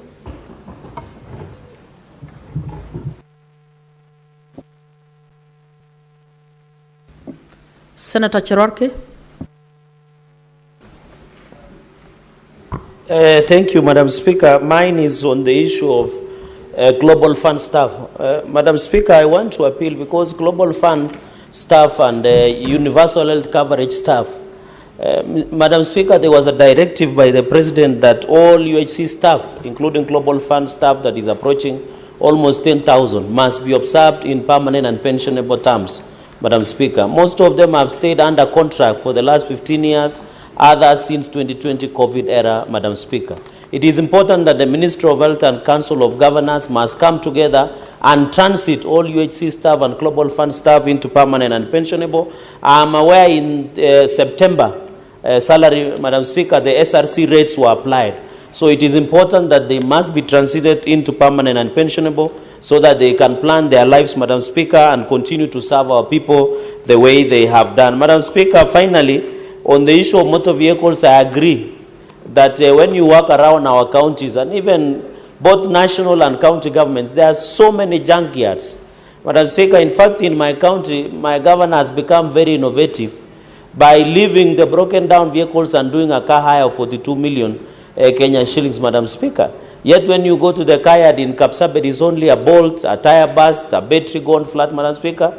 So he has decided, let me leave these vehicles who could be fixed and do a car hire of 42 million shillings, Madam Speaker, which was reflected on Office of the Auditor General report of 2023-2024, Madam Speaker. And even in terms of hospitals, I have seen the Bagati issue that has been brought by Senator Umtata, Madam Speaker. I would have expected the Chair of Health, unfortunately, has stepped out, that all county hospitals, including Bagati, including Kapsabet County Referral Hospital, Madam Speaker, all of them, Madam Speaker, the only thing they do is to receive bodies. They are doing nothing. Madam Speaker, if you go Kapsabet County Referral Hospital, there is no medical services. They just wait people to be pronounced dead and they are doing nothing about it, Madam Speaker, just the way Bagati is, just the way many hospitals. So, Madam Speaker, I hope the Health Committee can take note and ensure that all in all, Madam Speaker, I support all the statements that have been brought by my esteemed colleagues. I support. Senator Ledama. Thank you, Madam Speaker. Madam Speaker, let me begin by supporting the statement made by the good Senator of Nairobi in regards to the status of Karura Forest. Madam Speaker, Karura Forest act as lungs. They act as lungs for Nairobi City County. We're in a county that has got a lot of industries, and if we are not careful, all that carbon dioxide, which is absorbed by Karura Forest, we in this house are the ones who are going to be absorbing that carbon dioxide. It is about time that we become intentional in defending our forests. There is this conflict between the Friends of Karura Forest and Kenya Forest Services. And that has all been brought about by our desire to collect so much money and to centralize all revenue collection in eCitizen. I think there are certain areas we should not go. We should just let the Friends of Karura Forest manage it or find a better way of dealing with that issue, because Karura Forest act as lungs for this city. Madam Speaker, this forest also is home for endangered species. There is an African eagle bird or crown which resides in Karura Forest. If we now grab, and I'm not saying that it's been grabbed, and I'm happy that the court stopped an attempt to grab Karura Forest recently. I'm not saying, but this danger that Karura Forest is facing on a daily basis, we have to be alive to that fact that we leave that forest so that we can be able to survive. Karura Forest is a lab. It acts as a lab for endangered species. In fact, if I want some medicine as a Maasai that I cannot find anymore because our forests have all been destroyed, I'll go to Karura Forest and I'll get those traditional herbs. So let us protect our forest. Secondly, Madam Speaker, because I see the time is running up, this issue of dumping of vehicles. It is about time that we become realistic. Let us reduce taxation, allow people to import new cars, lower prices, because we don't have strict dumping laws. That is a problem. So if we're importing cars which are 8 years old, when they come here, they have been used, 8 years. Come on, we cannot be always playing second fiddle. It's about time that even us, we up our game, we drive new cars at affordable prices. Go to South Africa. The people who live in South Africa are driving new cars, low taxes, because it's not just about money, it's about our health. Now we are complaining about dumping of those vehicles. Soon, we'll be complaining also about dumping of batteries for the electric vehicles. That is the problem we are having. Thank you, Madam Speaker. Senator Nyamu.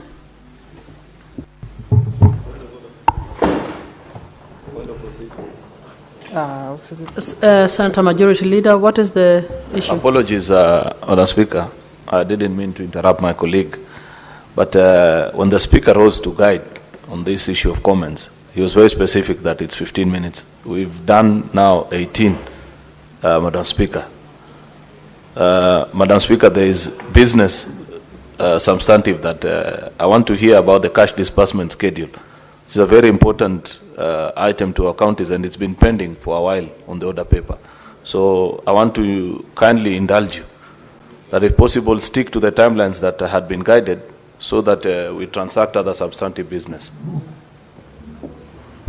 Honorable Senators, in view of the fact that the time is out, I rule, and in view of the fact that there is other serious business, I wish to ask Senator Nyamu to indulge us and pass.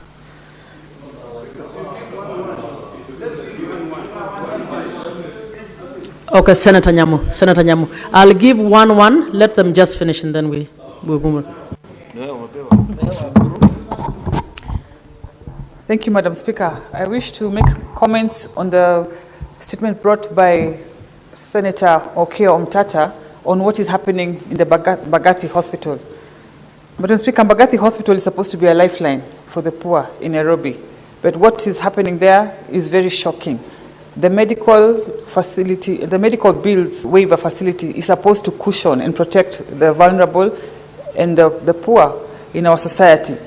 But now they are being extorted. You're asked to part with some money to facilitate accessing that facility. We are hearing of parking fees being diverted in the hospital. Madam Speaker, Article 43 is under attack in Mbagathi Hospital and in our public hospitals, Madam Speaker. And in this House, we must demand answers. It is not enough to tell us what is happening there. Who is doing it? Who is responsible? Where is this money going to? And we must protect the whistleblowers, the staff who are coming forward with this information. If we allow our hospitals to be grounds for corruption and fear of exposing this corruption, it is the poor who end up paying with their lives, Mr. Speaker.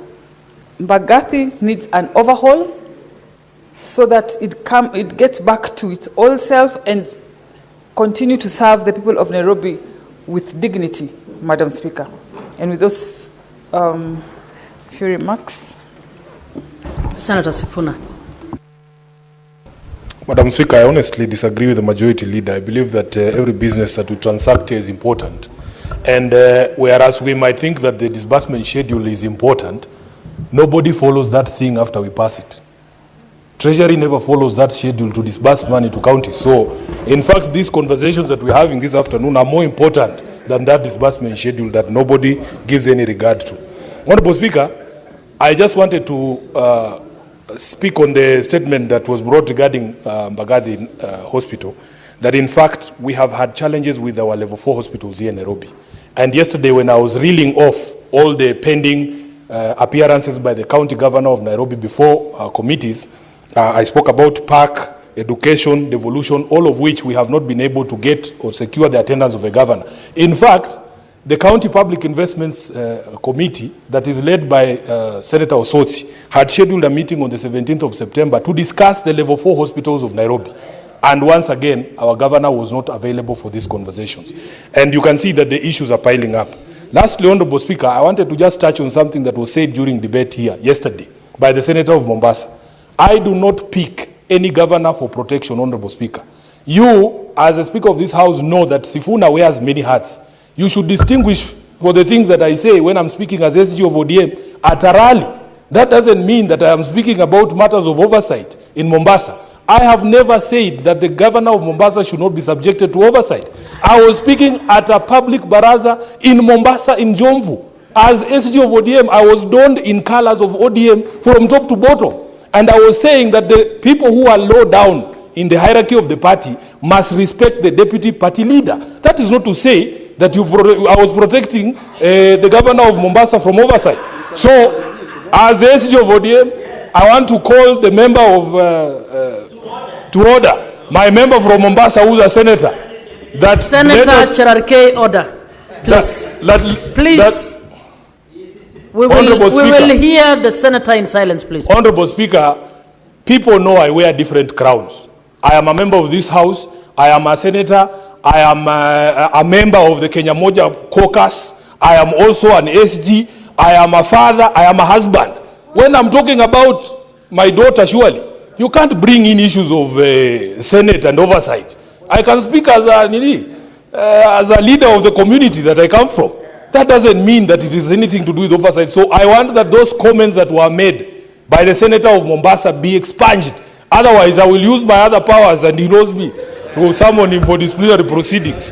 Thank you, Honorable Speaker. Next order. Order number 8, motion.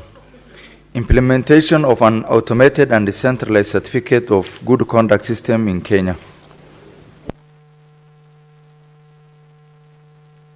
Mover to reply.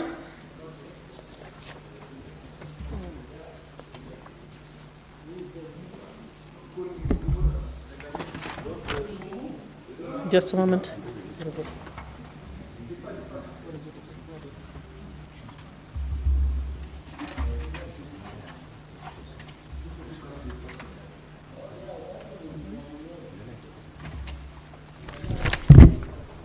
Honorable Senators, I put the question that aware that a certificate of good conduct is a major requirement for Kenyan citizens in accessing employment, business opportunities, and in some instances, financial engagements with financial institutions in Kenya, with the certificate having a validity or period of 1 year, concerned that many Kenyans are compelled to travel long distances to access this service, both for the initial application and for any subsequent applications, making the process tedious, time-consuming, and costly.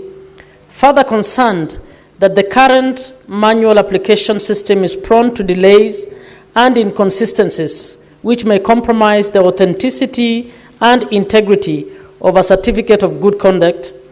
Cognizant that the importance of introducing an automated good conduct certificate system, including the utilization of biometric fingerprints verification through the deployment of biometric kits, will enhance accuracy, security, and expediency in verifying individual record. Now, therefore, the Senate resolved that the National Police Service Commission, in collaboration with the Ministry of Interior and National Administration, to 1, develop and implement an automated good conduct certification system designed to streamline the issuance, renewal, and verification of certificate of good conduct. 2, incorporate advanced technologies such as biometric fingerprint recognition, data encryption, and secure communication protocols to ensure the accuracy of individuals' records. 3, establish decentralized service points and deploys mobile registration units across counties to enhance accessibility, especially in remote areas.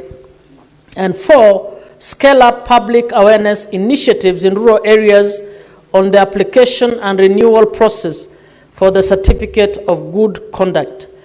Will as many as are of that opinion say aye? Aye. Will as many as are of a contrary opinion say nay? The ayes have it. Next order. Order number 9, motion. Report of the Parliament of Kenya delegation to the 2025 hearing of Interparliamentary Union, IPU, held at the United Nations UN in New York, United States of America, USA, on 13th to 14th February 2025. Question to be put. Honorable Senators, I put the question that the Senate notes the report of the Parliament of Kenya delegation to the 2025 hearing of the Interparliamentary Union, IPU, held at the United Nations in New York, United States of America, USA, on 13th to 14th February 2025, laid on the table of the Senate on Thursday, 17th July 2025. Will as many as are of that opinion say aye? Aye. Will as many as are of a contrary opinion say nay? The ayes have it. Next order. Order number 10, motion. Report of the 67th Commonwealth Parliamentary Association CPA Conference held in Sydney, Australia on 3rd to 8th November 2024. Question to be put. Honorable Senators, I put the question that the Senate notes the report of the 67th Commonwealth Parliamentary Association CPA Conference held in Sydney, Australia on 3rd to 8th November 2024, laid on the table of the Senate on Tuesday, 22nd July 2025. Will as many as are of that opinion say aye? Aye. Will as many as are of a contrary opinion say nay? The ayes have it. Next order. Order number 11, motion. Report of the Standing Committee on Finance and Budget on the county government's cash disbursement schedule for financial year 2025-2026.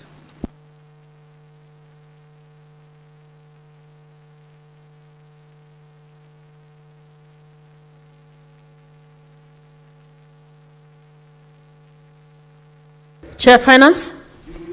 Okay. Speaker. Thank you, Madam Speaker. Before I move, I want to correct, I want to remind my brother, Senator Sifuna, that whatever he said in this House, yeah, and it cannot be a subject of any proceedings in any jurisdiction. Thank you, Madam Speaker. I stand in on behalf of our chair of the Finance Committee, who was in the House but has a problem with his vocals.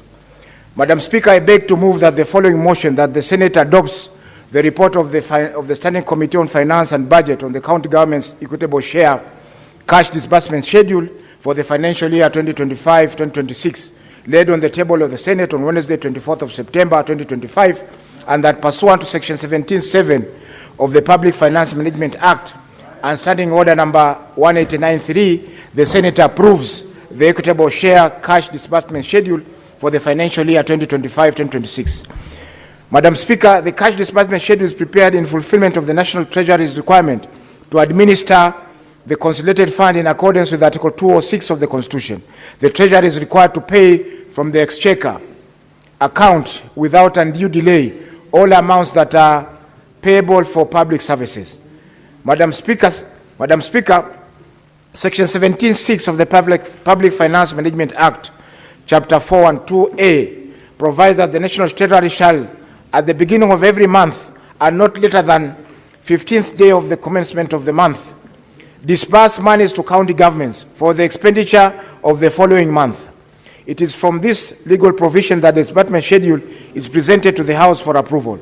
This schedule is usually prepared by the National Treasury in consultation with the Intergovernmental Budget and Economic Forum, Economic Council, IBEC.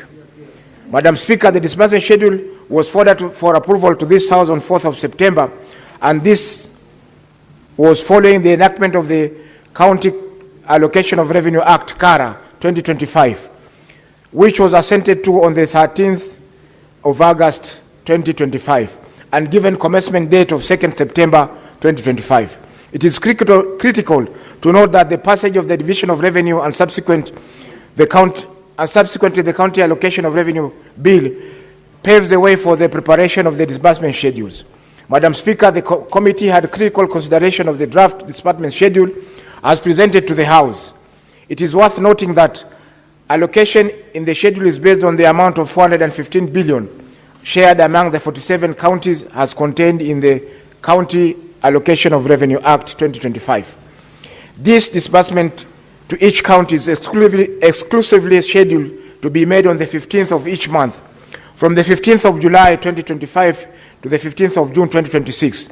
This means the amount spread across 12 months of the financial year 2025-2026. Madam Speaker, the month scheduled to have the highest disbursement is April 2026, with a disbursement of Kenya shillings 37.35 billion, representing about 9% of the total equitable share for the financial year 2025-2026 at 415 billion, and the lowest amount is in the monthly of July 2025 of a sum of 32.93 billion. Overall, there are no significant fluctuations from the Kenya shilling 34.58 billion monthly average if the schedule was to be based on equitable monthly installments. Madam Speaker, the committee noticed some sinister motives by the National Treasury towards an adherence to the approved disbursement schedule. National Treasury indicates that the monthly transfers as proposed in the schedule shall be based on the performance of the revenue raised by the national government. This is a clear escape route to continue the unusual and underfunding of the counties within the required time of the year. The county equitable share is less than 15% of the overall national government revenues, hence negligible to be seriously affected by the monthly revenue shortfalls. The National Treasury should strictly apply the schedule as approved. Madam Speaker, in addition, we looked at the previous adherence to the approved schedules, and we noticed that disbursements have been made without due regard to the schedule. A case example is financial year 2024-25. A big chunk of the county's equitable share, approximately 42% of the total Kenya shillings relative 7.425 billion, was disbursed in the fourth quarter of the financial year. That is April, May and June of the financial year 2024-2025. This backloading of cash disbursement to the fourth quarter runs the risk of slowing down county budget implementation, as the majority of the resources is received at the tail end of the financial year. This is against the spirit of Article 203(1)(j) of the Constitution that requires revenue to counties to be stable and predictable. Madam Speaker, for the counties to implement the budget smoothly and offer the required services to the people, the cash flow predictability is very critical. I call upon the National Treasury to strictly adhere to the approved schedules to avoid distortions of programs at our counties. Madam Speaker, the committee further observed that non-adherence to the disbursement schedule is against constitutional requirement in Article 219 of the Constitution, where the county's share of revenue raised nationally shall be transferred without undue delay or deductions. I truly believe that this is a legal safeguard to devolution. Any attempt by the National Treasury to contravene this provision by circumventing the disbursement as provided in the schedule should be called out strongly. Madam Speaker, having said that, I wish to appreciate members of the Committee of Finance and Budget for their commitment and dedication to complete the task. I further appreciate the Office of the Speaker and the Office of the Clerk for facilitating the committee in executing this mandate. Madam Speaker, finally, I request that the Senators to agree with the committee's recommendation that the county government's equitable share cash disbursement scheduled for the financial year 2025-2026 laid on the table of the Senate on 23rd of September 2025 be approved. I thank you, Madam Speaker. And I will invite the Majority Whip, Senator Boni Khalwale, who is a senior member of the committee, to second this motion. Thank you. Senator Khalwale. Thank you, Mr. Speaker. Madam Speaker, may I set the record straight? Yes.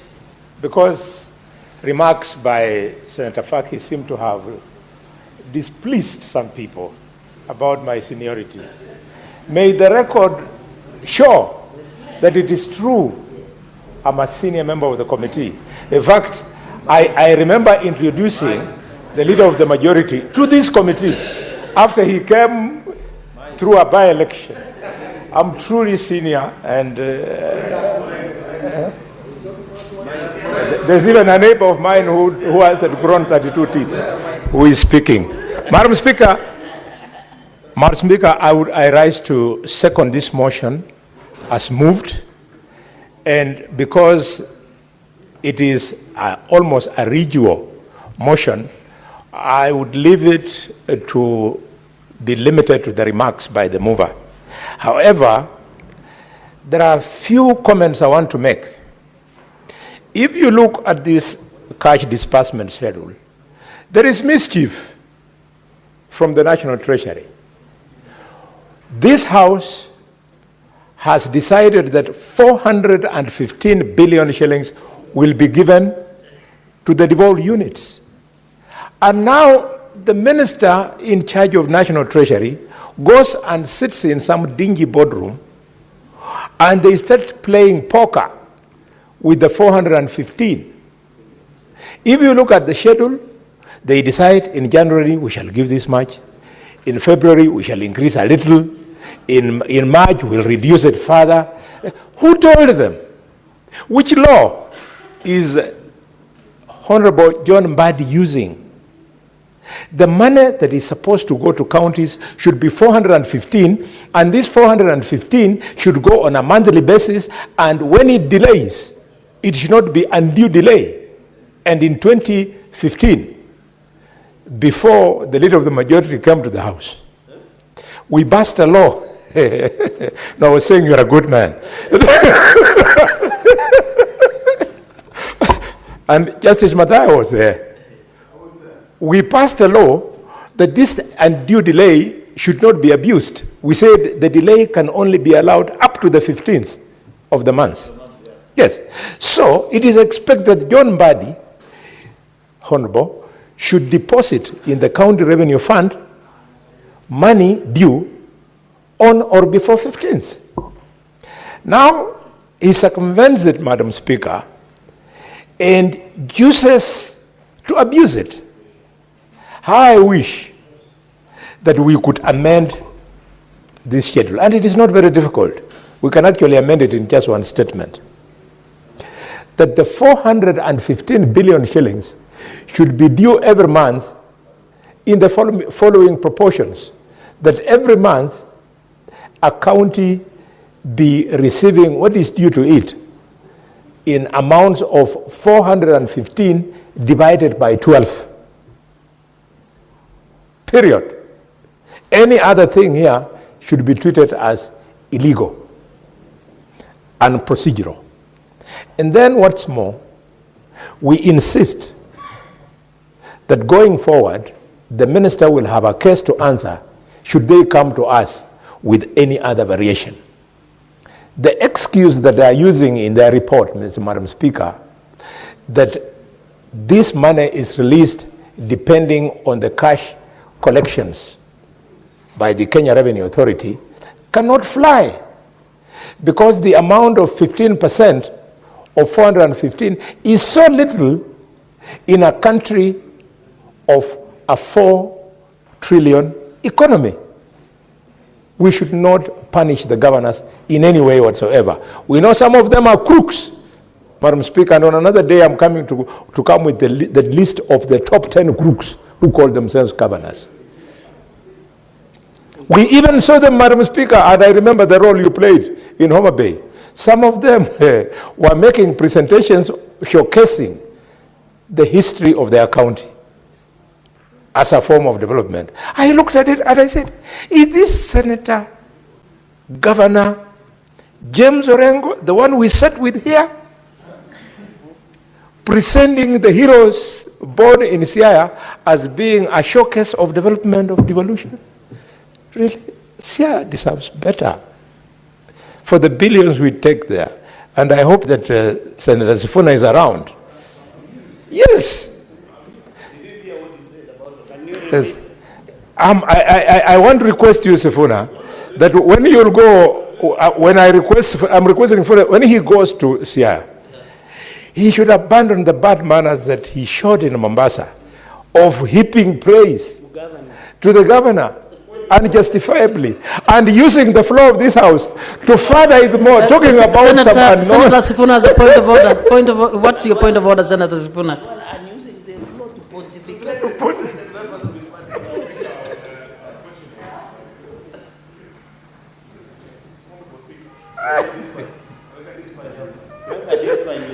Relax, gala. Honorable Speaker, just on a statement of fact pursuant to Standing Order 105, is it in order for Senator Khalwale to make a claim in this House that I went to Mombasa to heap praises on the governor of Mombasa, when, Honorable Speaker, I have taken the time this afternoon to explain to Honorable Khalwale that just as he is a husband of many, I also wear many crowns. I am sure he understands that the way he speaks to his first wife is not the same as what he tells his second wife. I am an SG. I am a senator and a member of this House. I have many crowns.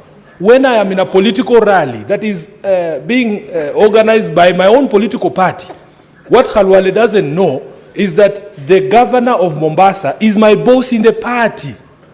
I don't know which party Khalwale belongs to these days, so he does not understand the hierarchy. So can he, Honorable Speaker, can he please substantiate? I have never been in the habit of heaping praises on fellow men. Honorable Speaker, you know I don't do it. I have a constitutional duty to oversight governors. There is no way I can abandon that duty and heap praises on people. Yeah, for women is allowed. I am a Bukusu man. Senator Khalwale, Senator Sifuna has explained himself. This is the second time that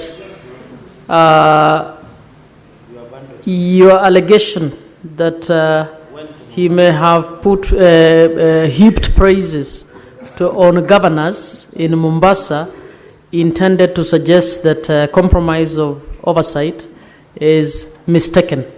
He has explained the context, and I would wish that you abandon that line of argument. Proceed. Thank you, Madam Speaker. I'm fully guided, and I'm very cautious about Senator Sifuna. I'm also cautious about Senator Omar Hassan, Emeritus. These are the Secretary Generals of a mongrel of a political party called ODM, UDA. Senator Khalwale, can you withdraw a reference of a mongrel? I don't know what mongrel political party you're talking about. Do you want to substantiate? Yes, Madam Speaker. Is there such a just a little party? bit. My mind is a little bit clear on this one. Just a little, bear me. All I wanted to say, in view of that, some of us who were UDA when we came to this House, and UDA transformed into something else after merging with ANC. And then they went and merged with ODM, they became something else. Senator Khalwale, can you substantiate?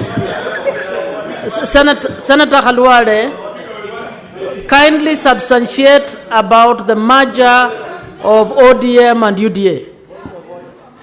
Thank you, Madam Speaker. To the best of my knowledge, if I follow events, there has never been a merger between UDA and ODM.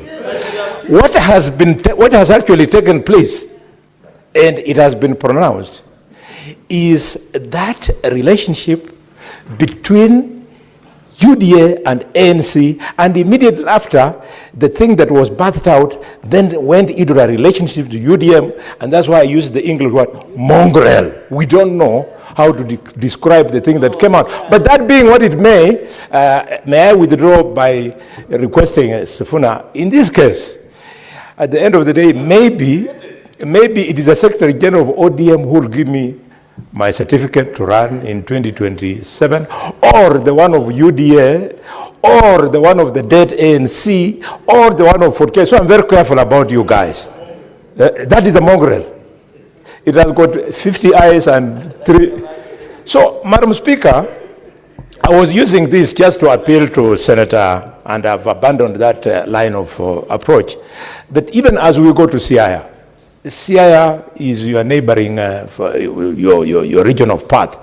You know that the challenges there are shared with the challenges in Kakamega and in Bungoma and Busia, and would be happy to see encouragement being given to the leadership of all these counties so that they can become economically viable.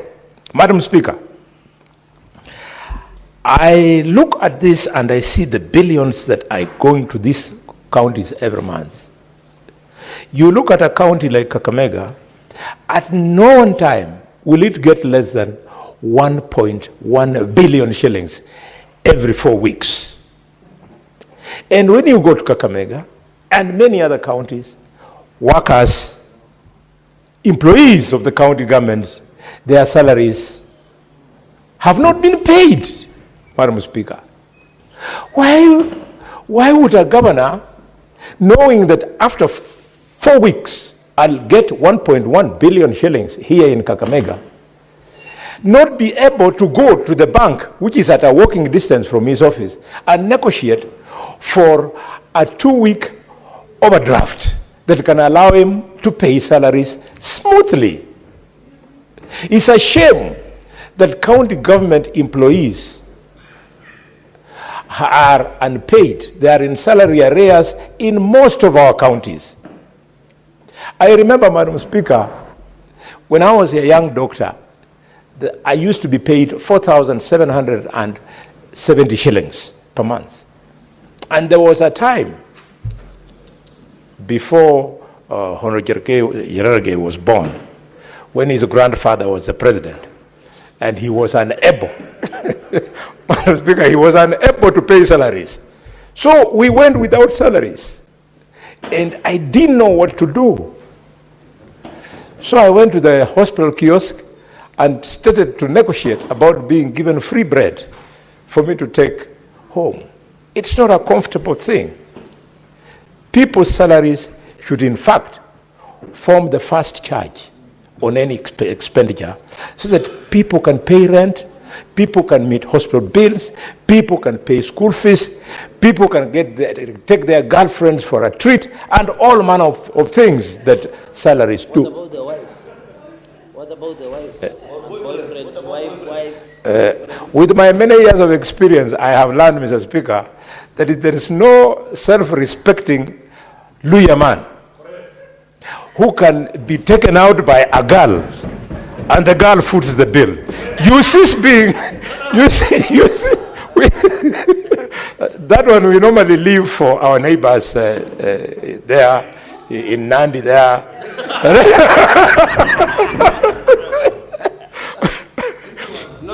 Order, Senator Khalwale, can you focus on the issue? Yes, I'm flowing very well. It's just that Honorable Osodi is the one who is forcing me to deviate because I'm supposed to defend him. You can imagine his son at home, Osodi, to imagine that his girlfriend can take him for an outing. It's not possible. Osodi's girlfriend or the boyfriend? It's unheard of. In fact, Edwin here, who has got a beautiful granddaughter of mine, 8 years old, he's a very rich man in Luya culture because he will always receive from my sons, of course, when they take care of the small girl back at home. So, Madam Speaker, I therefore want to urge governors to pay salaries for our employees, to pay salaries for our MCS. In fact, governors are frustrating MCS with salaries to the extent that instead of paying them their salary, which is due, they hold them over the weekend with some petty cash so that they can move around with them in an entourage so that the governor looks like a big man. Yes. I wish more and more of our senators will become governors. so that we kill this African big man syndrome. I don't need. In fact, I want my privacy. Why should MCS be following me when I'm the governor of Kakamega? To do what? They should go to their wards and perform while I do my county work. Madam Speaker, so that nobody in Kakamega listening to me thinks it's a small thing, we have an average of 10,000 employees of the county government of Kakamega.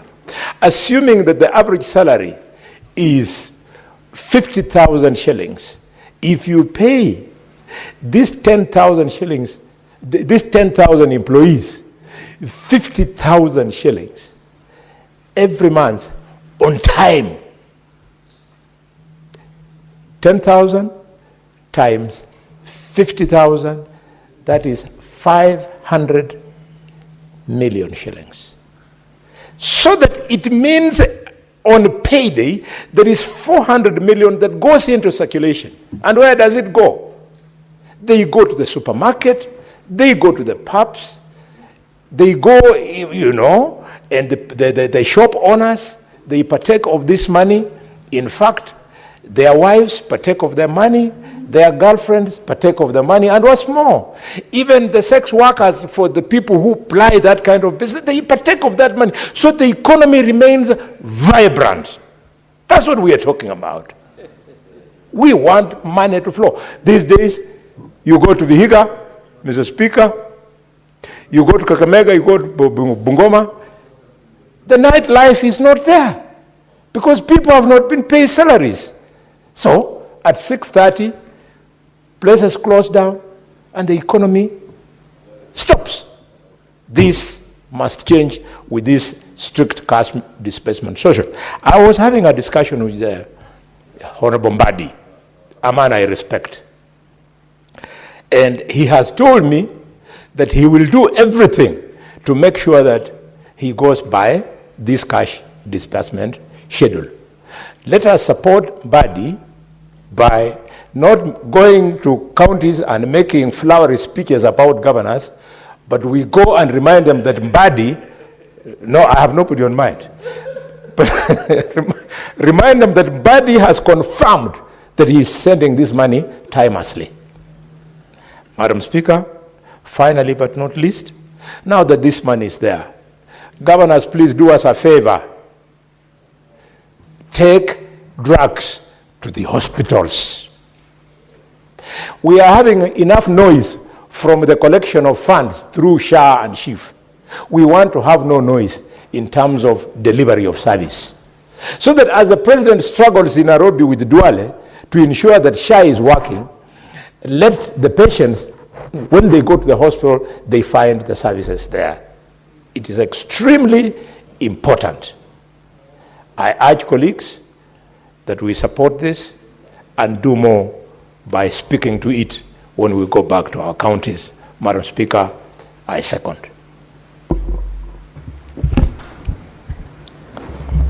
Honorable Senators, I propose the question that the Senate adopts the report of the Standing Committee on Finance and Budget on the county government's equitable share cash disbursement schedule for financial year 2025-2026, laid on the table of the Senate on Wednesday, 24th September 2025, and that pursuant to Section 17(7) of the Public Finance Management Act and Standing Order 189.3, the Senate approves the equitable share cash disbursement schedule for financial year 2025-2026.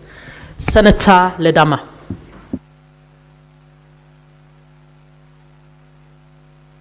Thank you, Madam Speaker. Madam Speaker, I rise to support this cash disbursement schedule. And as I do so, I think it's important for us to realize that something is amiss with the management of county and national governments in this country. The county governments are autonomous. I've listened to my colleague, the Chief Whip, lamenting that governors are not paying their bills when they're supposed to pay, and calling for them to pay those bills so that everything can be able to move, including the floor, including the nightlife. Mr. Speaker, Madam Speaker, I don't believe, and I'm not in the business of defending governance, but I don't believe the problem here lies with the governance. The problem lies squarely with Treasury. And we must call a spade a spade. If we want to be able to move with development, to be able to make sure that projects in the county governments are not interrupted, we must call a spade a spade. The Constitution, Article 219, is very clear. And I remind each one of us to pick the Constitution, read Article 219. Equitable share of a county government must be released without undue delay. We are now talking about a cash dispensable share. Now, this cash dispensable share, schedule, is very clear. The law says by the 15th of every month, money should be sent to counties. But is that the reality? No, it is not the reality. Our county governments are queuing every day in Treasury, every single day in Treasury, asking for them to be given money. Our county governments are taking loans in commercial banks. And when the next payment is supposed to be dispersed to the counties, it is not dispersed. So it accumulates interest over interest over interest. It's a very shoddy way of managing our resources in a country. Madam Speaker, it is about time that we amend the PFM Act.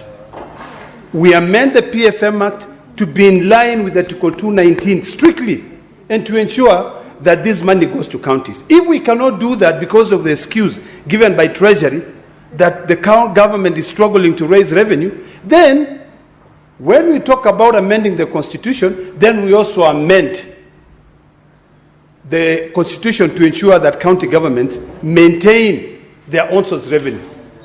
We have a big fight, and here I want to be very honest. We have a very big fight in terms of procurement in counties. Procurement in counties is supposed to be managed by county governments.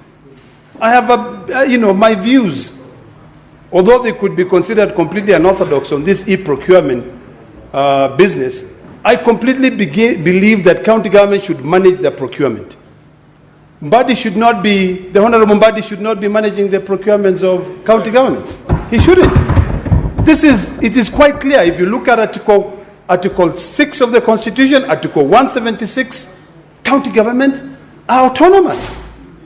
So the problem that we have is brought about by Section 109 of the PFM Act, where all money collected must be sent to the county revenue fund. And for you to get that money, then we introduce Article 228 of the Constitution, where the controller of budget must now go through and authorize the money that is going to counties. We're here in October now, a few days to October, and we are debating this cash disbursable schedule. And it says that every 15th of the month, that money should be sent. From July 15th, that's what I had, to June 15th. We're in October. What happened to the money for July, August, and now September? We have to look at the systemic issues and deal with them so that we can solve these problems. These reforms, Madam Speaker, are very important. Because today, and I thank the majority leader for saying, let's move, let's get this business out of our order paper. But what happens after we get this business out of our order paper? Will the COB be delaying? Will our county governments be queuing there, waiting to be paid their money? Are we going to be having another bottleneck of e-procurement there?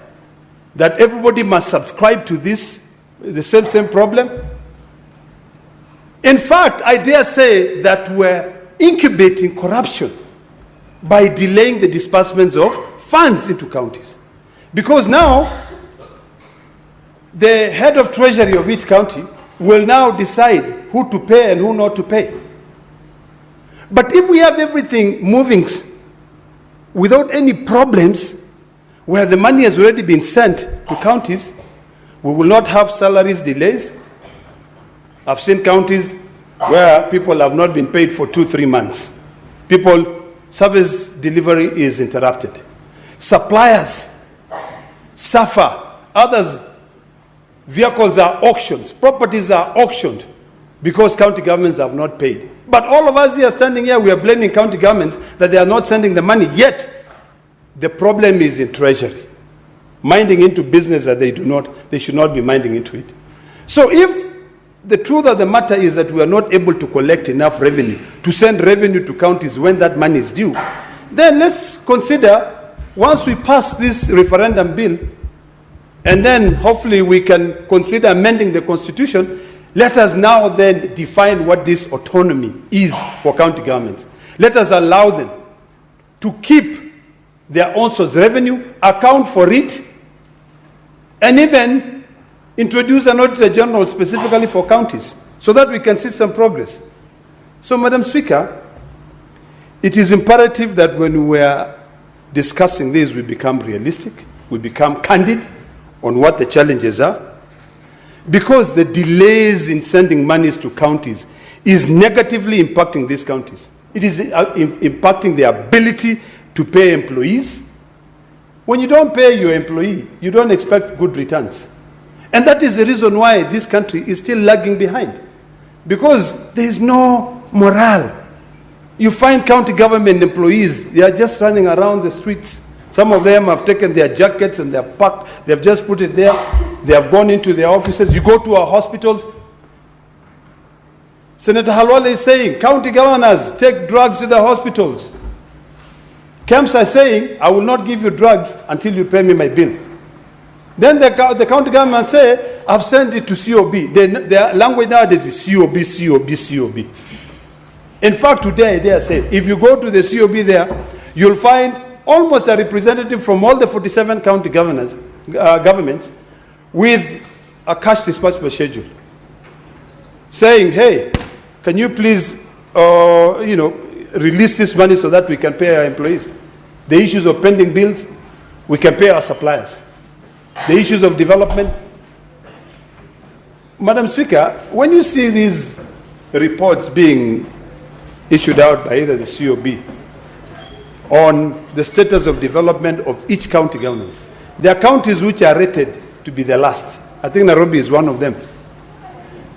Ask yourself, are we diligent in this disbursement schedule? Are we able to send money so that the execution of this development plan is not interrupted? So, Madam Speaker, as I end, I want to state the following. Number one, the problem is not county governors, and today I will defend them. The problem is Treasury. The problem lies with the Constitution, the interpretation of Article 228 of the Constitution. It also lies with the role of Treasury. It also lies with the challenges that the county governors are facing when it comes to the issue of on-source revenue. That is where the problem is. If governors were able to spend their on-source revenue, the noise will be less, because whatever is raised by the national government would be secondary to what they can be able to collect. We have counties like my county of Narok, where we collect 5-6 billion in the year. If we are allowed to spend that money on source, then the owners will be on our side to be able to prove that the money we've spent diligently, and we paid our suppliers, we paid our employees. But no, all that money must come, because that's what the law says, Section 109 of the PFM Act, and I think Article 217 of the Constitution. All that money must come to the County Revenue Fund, and then that money is budgeted for. I think we just need reforms on all these budget issues, cash disbursement, because if we don't reform, we will be lamenting day in, day out.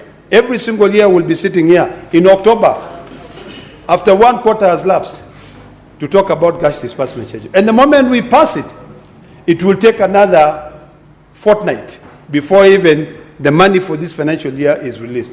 So by the end of the financial year in June, there's a lot of money lying on paper, on COB, on the County Revenue Fund. So no projects will ever be completed. So, Madam Speaker, I support and I hope that the chair of this committee and the Committee on Finance and Budget can actually begin drafting amendments that can assist this country develop. Senator Majority Leader. Mr. Speaker, I rise to, apologies.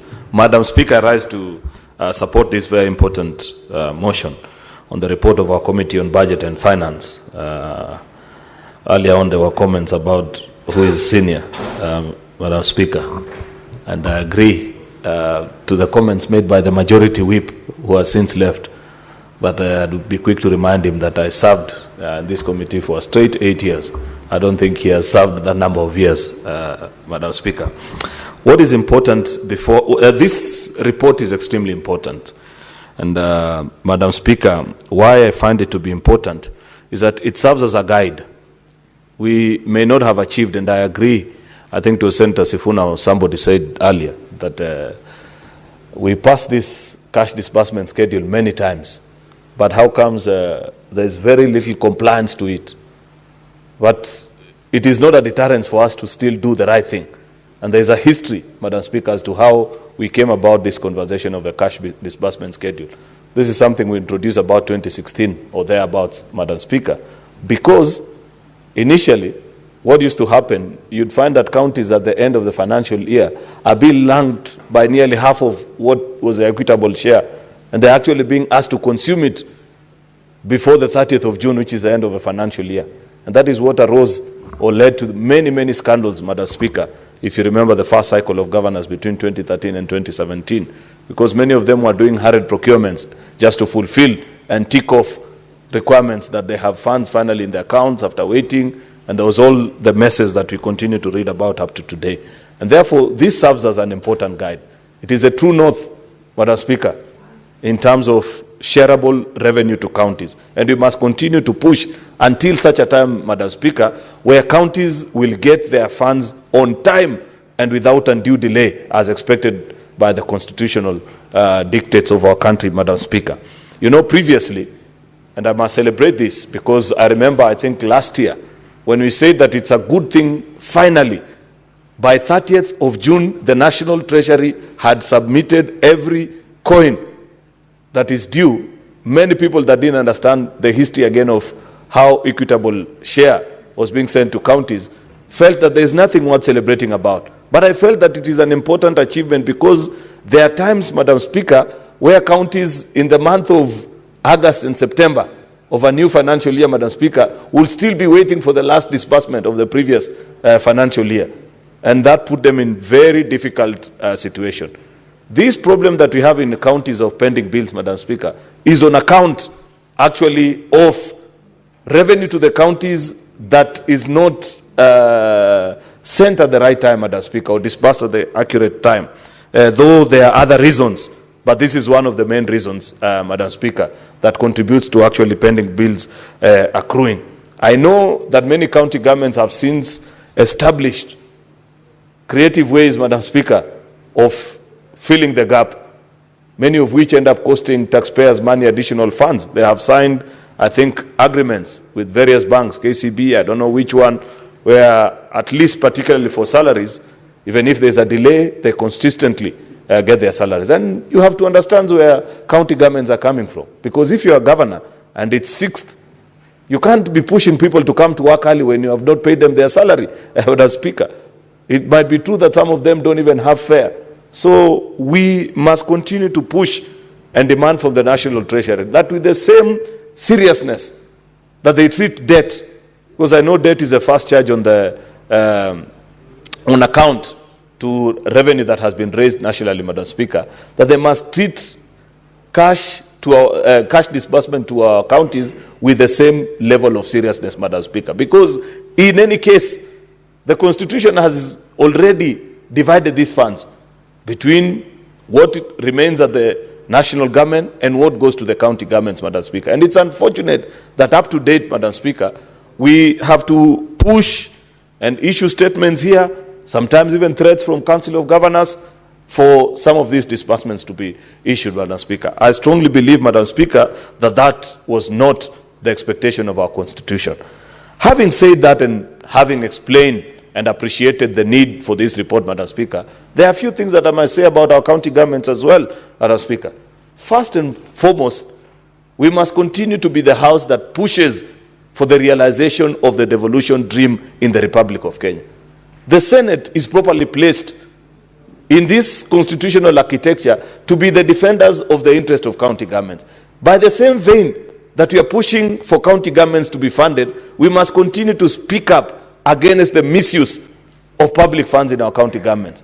Both misappropriation, Madam Speaker, or even misbudgeting and all the malfeasance that we see in many of our county governments, Madam Speaker. We must continue to be the voice of reason in the devolution conversation, because at least the office of the senator in any county government, Madam Speaker, they don't have any other interest other than the interest to ensure that service is delivered to Mwananchi.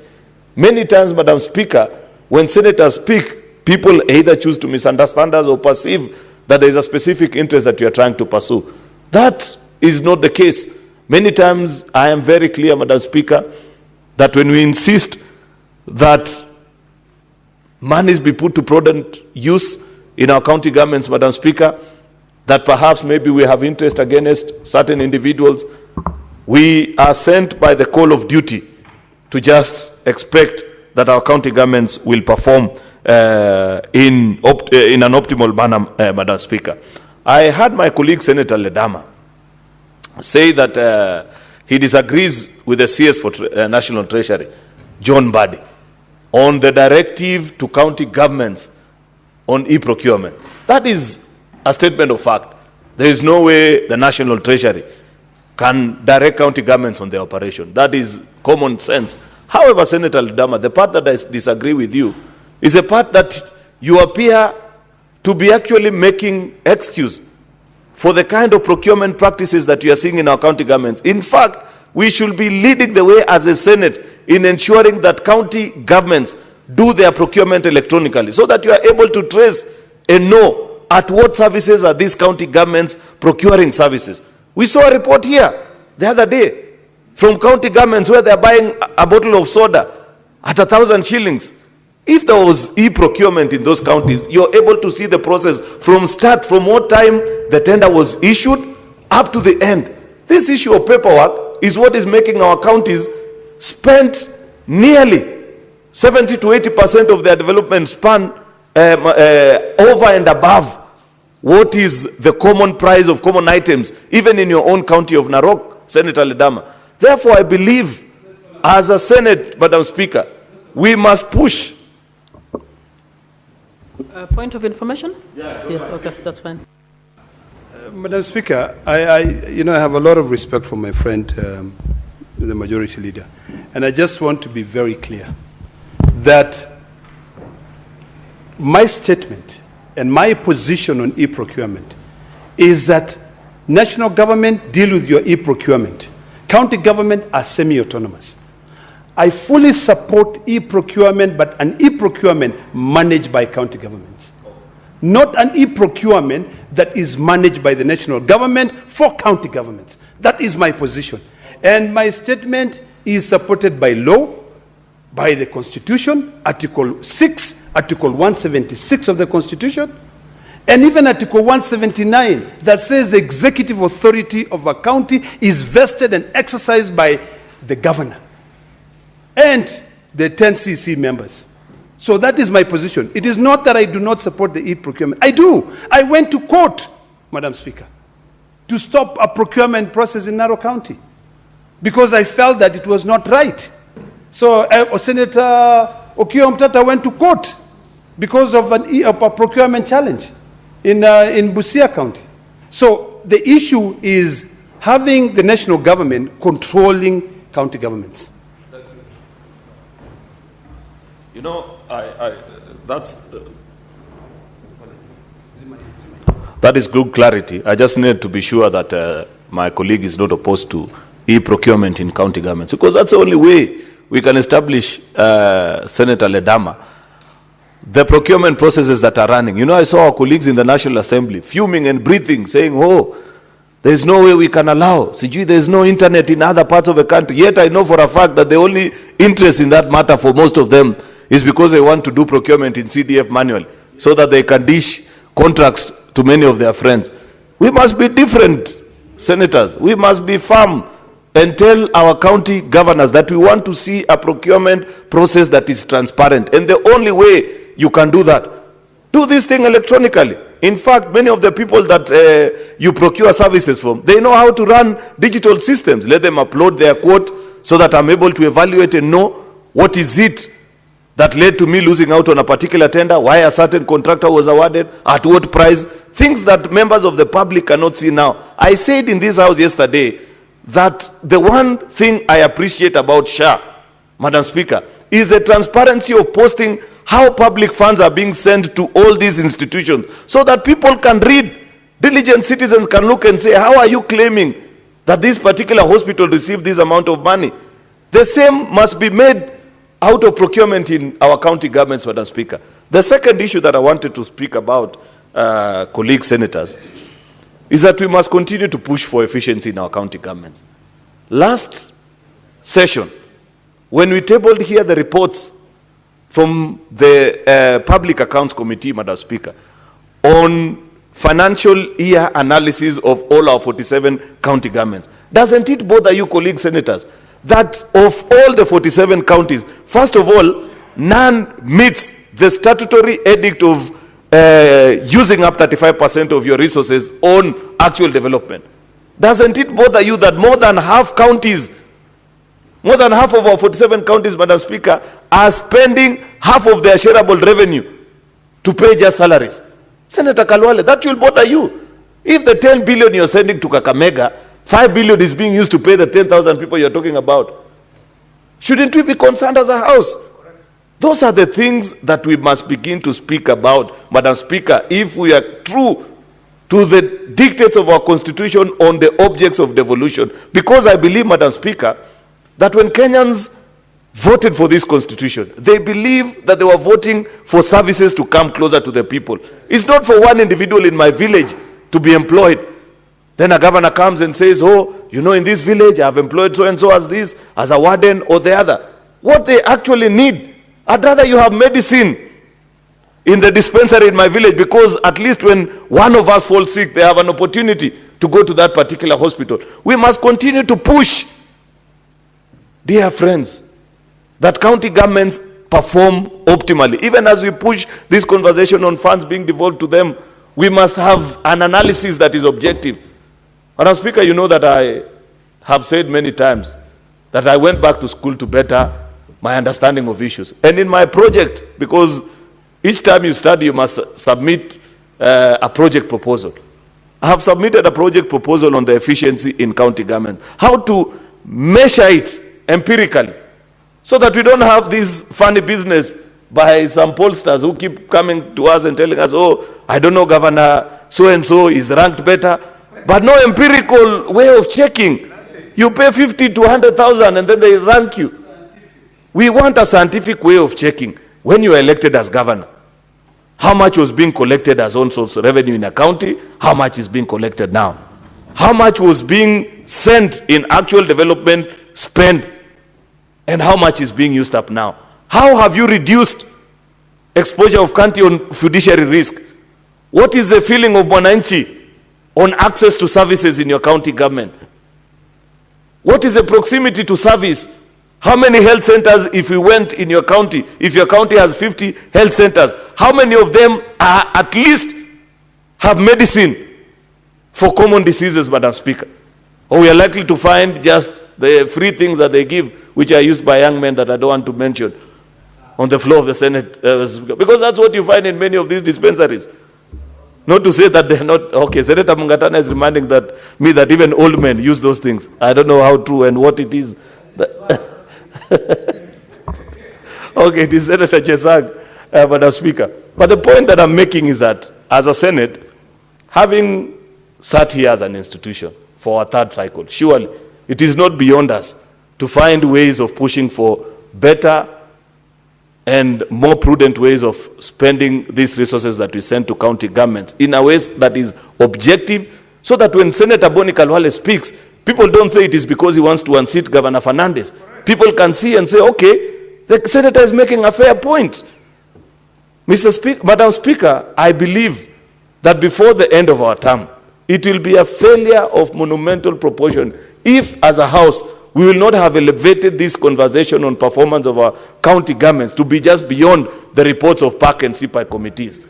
There must be better ways, Madam Speaker, that we can check, so that even we cost these functions and are able now to go back to our colleagues in the National Assembly and say 415 is not enough because of reason A, B, C, and D, Madam Speaker. I believe, Madam Speaker, that this House has sufficient competence in both the senators and the technical staff that we have that can lead us into that direction.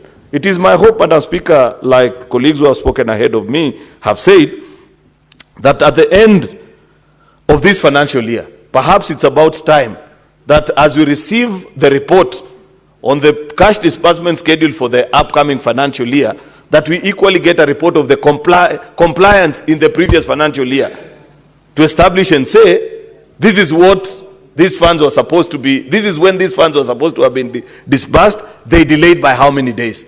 So that then we continue to push on this particular item and ensure that our county governments are properly and sufficiently funded to take services closer to Mwananchi. With those many remarks, Madam Speaker, I beg to support and hope our colleagues, we can conclude on this debate actually today so that money can flow as it's supposed to be to our county governments. I thank you, Madam Speaker. Senator Sifuna. Madam Speaker, I hope the majority leader understands the feeling of the futility of this exercise year in, year out, because he himself has expressed those frustrations that, in fact, after we do all this,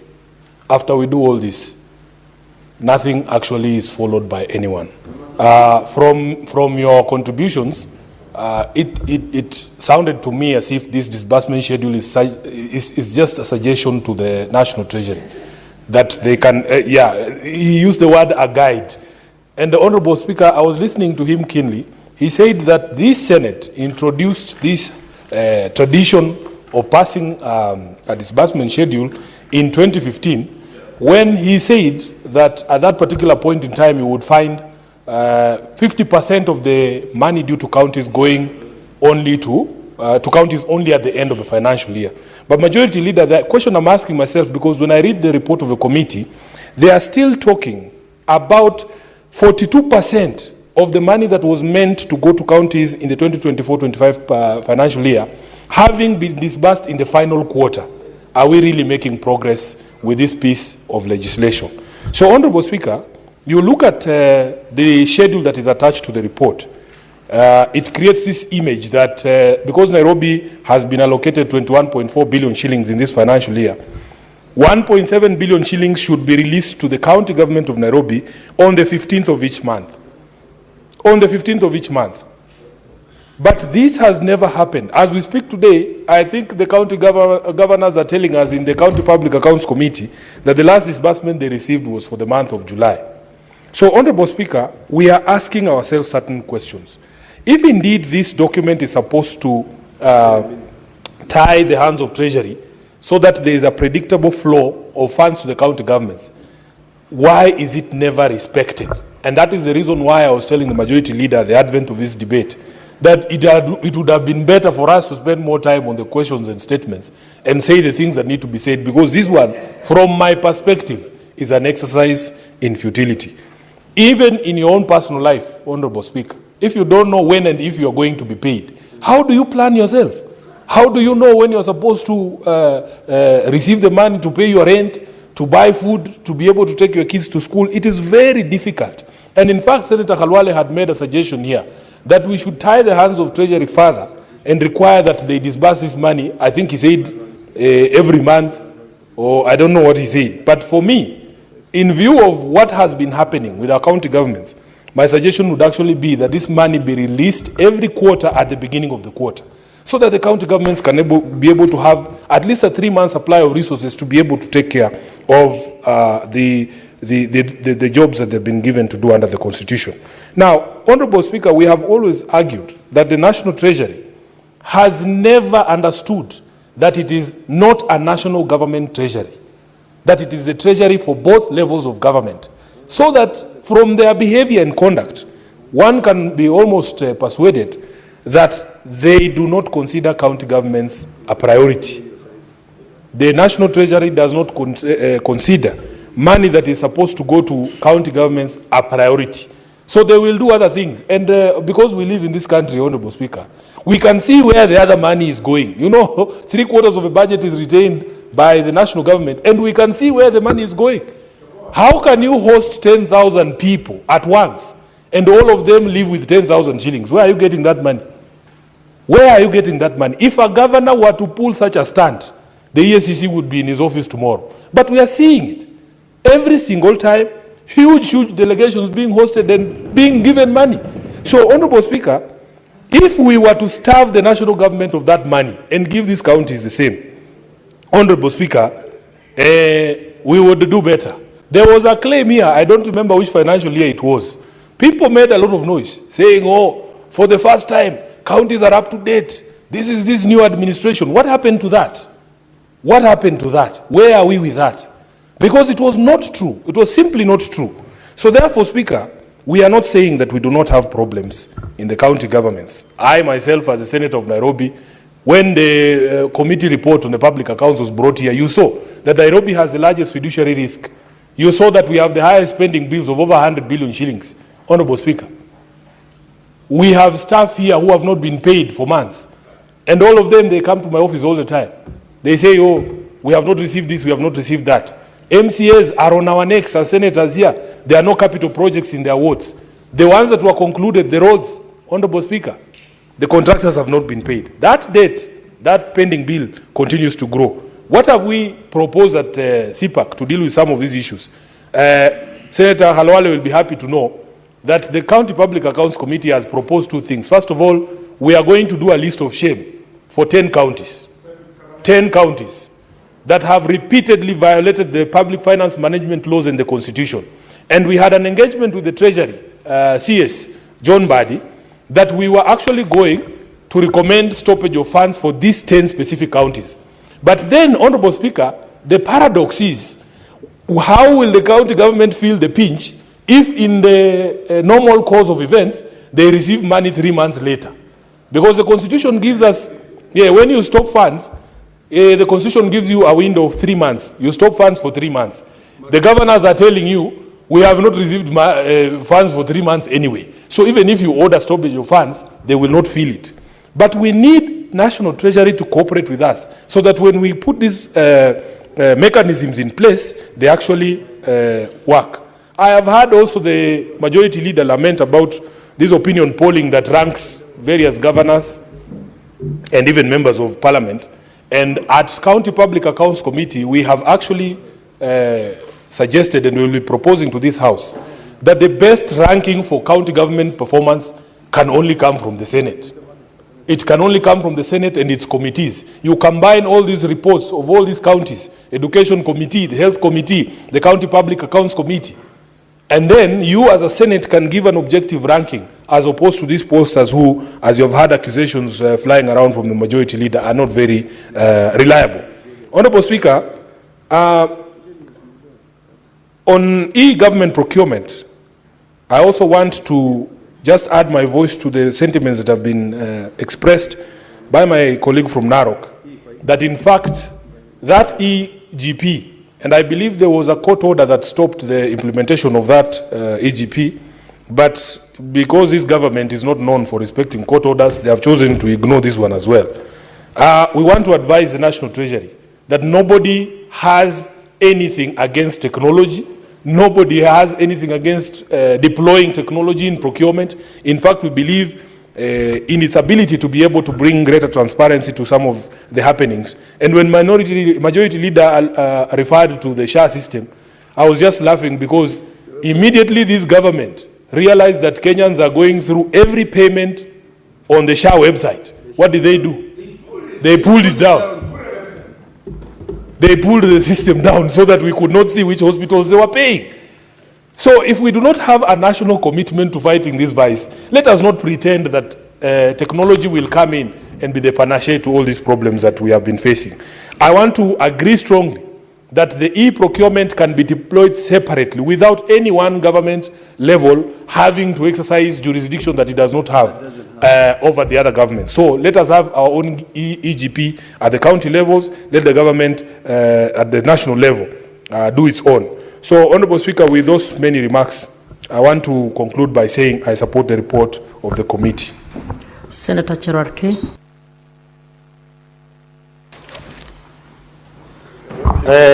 Thank you, Madam Speaker. From the onset, I want to support this motion. I think it's more of ritual or procedural motion.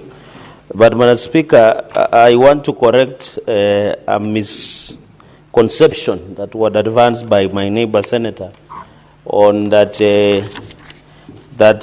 when we are on dates with girls and wives is that they pay our bills. They don't. In fact, Madam Speaker, I want to present as statistics that as the neighboring county, we have rescued many girls from Luhya Nation, the neighbors, by marrying a number of them. If you come to Nandi, we have a quite number, which means the Kalwales and the likes of this world are doing badly. Because we are very generous. We are very generous and supportive, Madam Speaker, as you are aware. So in that region, Kalenjin men and Mwaso Nandi are highly sought after. Order, Senator Cherarke. I am not aware of anything. No, Madam Speaker, I'm making you aware, Madam Speaker, because Senator Kalwale inferred in his remarks, Madam Speaker, so he should be excited that we are good neighbors and we are very generous, and we'll continue to support the girl child from Kakamega and other counties in that region. Madam Speaker, let me make a few comments. You know, under Article 219 of the Constitution, Madam Speaker, any money that is appropriated by Parliament should be dispersed without undue delay. I have never understood the wisdom, either of it or lack of it, why we do cash disbursements. Because the moment we have done, and the Constitution under Article 219 is very clear, that it should be dispersed without undue delay. So I don't know whether we are following the Constitution, we are violating the Constitution, we are defiling the Constitution, we are rewriting the Constitution, Madam Speaker. We must be very careful because Article 219 is sacrosanct. It is the people and it has been passed as is, Madam Speaker. So I don't know why we are passing the cash disbursement schedule. And then it looks like it is a suggestion or a love letter to the Ministry of Treasury where they have not disbursed this money. Madam Speaker, to whoever much is given, much is expected. Sometimes you want to oversight governors, but sometimes they don't have the resources that has been dispersed or on in time, Madam Speaker. And therefore, this issue of cash disbursement schedule, Madam Speaker, is very unfortunate. You have seen the rise.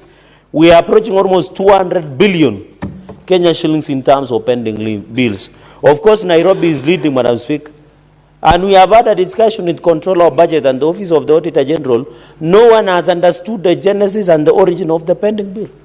Because I thought the law is very clear that you cannot procure without a budget. Then how does it come that pending bills are rising, yet the budget blinds have been developed by the county assemblies across the county, Madam Speaker? So we have made a resolution by Narok Senator on the payment of pending bills. But as we talk today, on average, all counties are having a pending bill of $1 billion plus. And one funny thing about these pending bills is a dangerous mongrel. Let me use the word correctly. Is a dangerous mongrel, Madam Speaker, because you are being told there are verified pending bills, unverified pending bills, legible pending bills, ineligible pending bills. Then, Madam Speaker, one funny thing is that the verified pending bills are being paid. The county governments are still telling the suppliers, can you still bring, we verify again? So, Madam Speaker, it is a quagmire. It's a confusion. It's a creation of a mess. And the solution to most of these pending bills, Madam Speaker, is a system called e-procurement. We must agree. You saw the Kericho the other day, they were buying a soda of 500 ml with 1,000 shillings. A soda you buy with 50 shillings, 100 shillings, Madam Speaker. Water like this that we drink on the floor of the house is 50 shillings. But when you go to government offices, they are buying it with almost 1,000 shillings. It is because of that gridlock. And I agree. County governments, national and county governments are mutual and distinct, and they are semi-autonomous.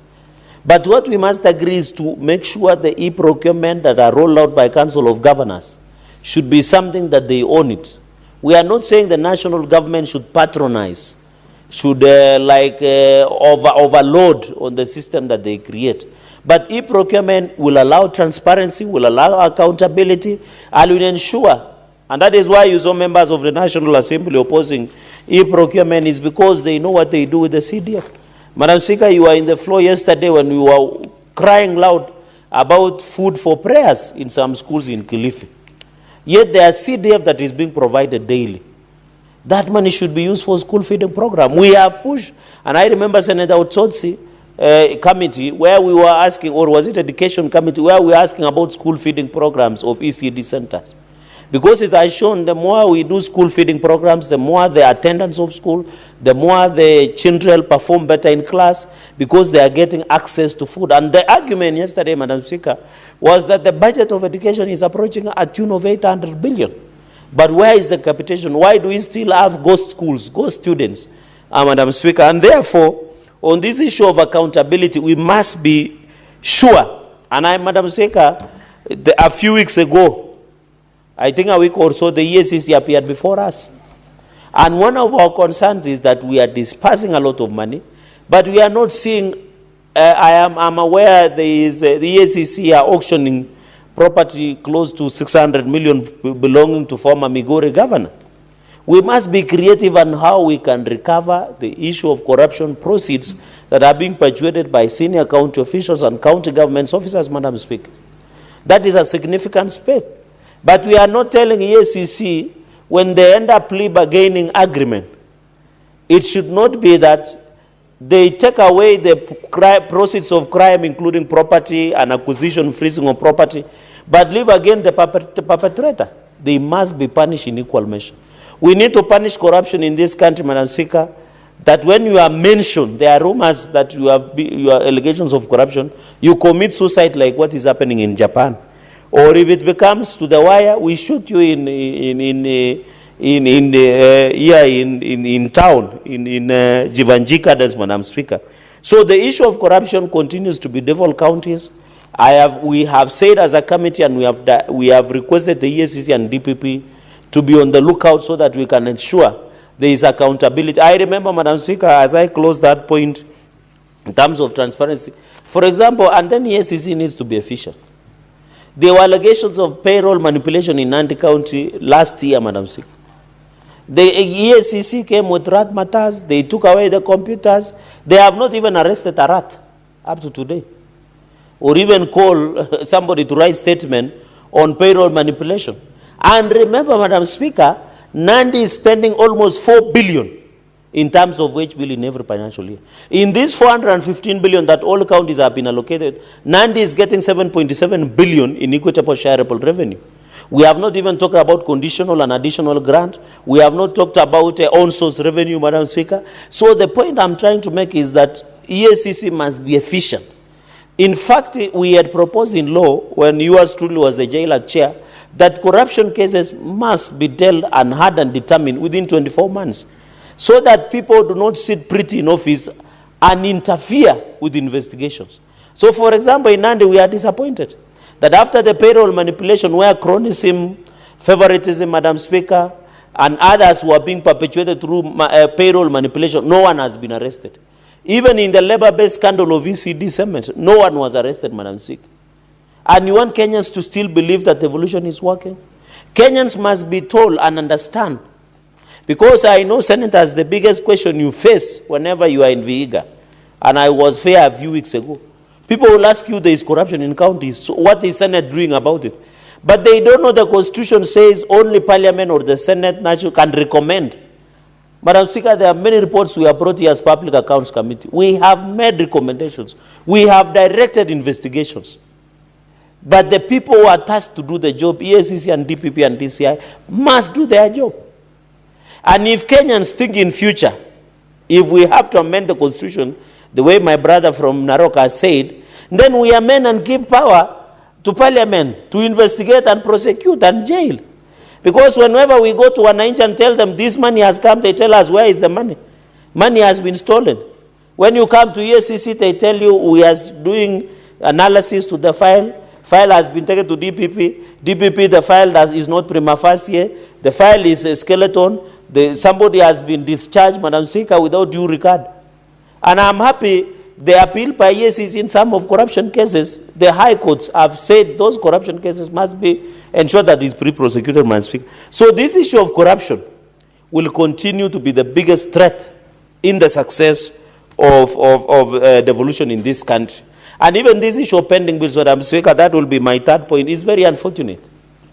I have said, Madam Speaker, and whenever OAG and county governments bring a schedule, can you believe, Senator of Narok, that some of the pending bills for 15 years is 20,000 shillings, is 50,000 shillings. Madam Speaker, I can tell you most of the small businesses are being killed by counties. Because you hear somebody, pending bill, I have a pending bill in Kakamega, in Busia. And I want to thank Senator Okoiti Okia Omtata Andrew, the former seminarian, because he was telling me that he almost became a priest. I think along the way he saw a beautiful girl and he abandoned the high calling.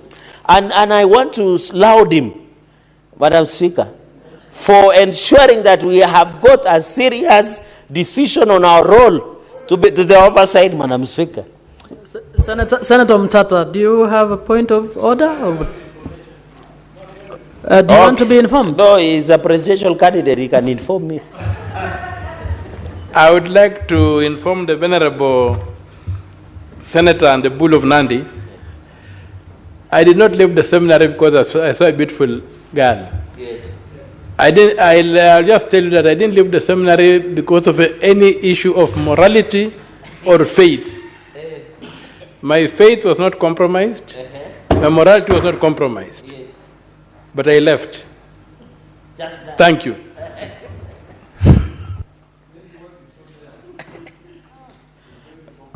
Madam Speaker, maybe what he saw in seminary could have compromised his decision in faith and morality. And that is why I was saying we must ensure that the decision that Senator Okia Omtata, and he is enriching the legal jurisprudence in terms of devolution role in this country. And I want to thank him on behalf of all of us. You know, Madam Speaker, oversight has become under threat. You remember there has been a conversation that even Senate should not be doing oversight. And the deputy party leader of ODM is looking at me and smiling, Madam Speaker. Very sad and tragic that it's MCS. Can you believe the MCS to do oversight? Look at the MCS of Nairobi. They were called and they were told to abandon the agenda of impeaching the governor, and they abandoned. So can you imagine MCS oversighting anybody?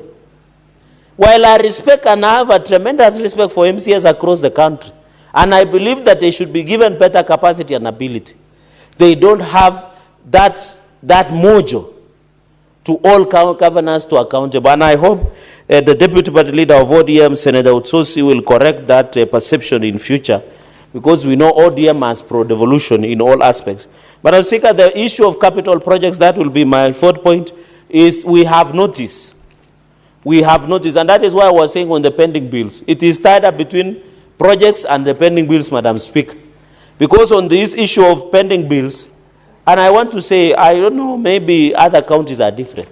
Madam Speaker, most of our businessmen and women, young people and PWDs, even in Kisumu, where you come from, Madam Speaker, you get people getting diabetes and pressure. When you look at them, they are being owed 100,000 for the last 5 years by county governments. Madam Speaker, we must make a decisive action. What do we do to cure this problem?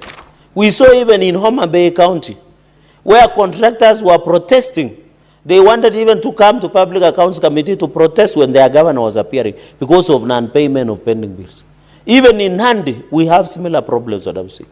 It will reach a point that you will include 1,000 ways to die by doing business with counties. There is a program called a documentary, and I know the gentleman from Narok who has stayed in the United States from America, knows that documentary, that there is what we call 1,000 ways to die, or is it 10,000 ways to die, is to do business with counties. In fact, my friends now, whenever they tell me they are doing business with counties, I told them to write their business obituaries, because that will be the end of their businesses.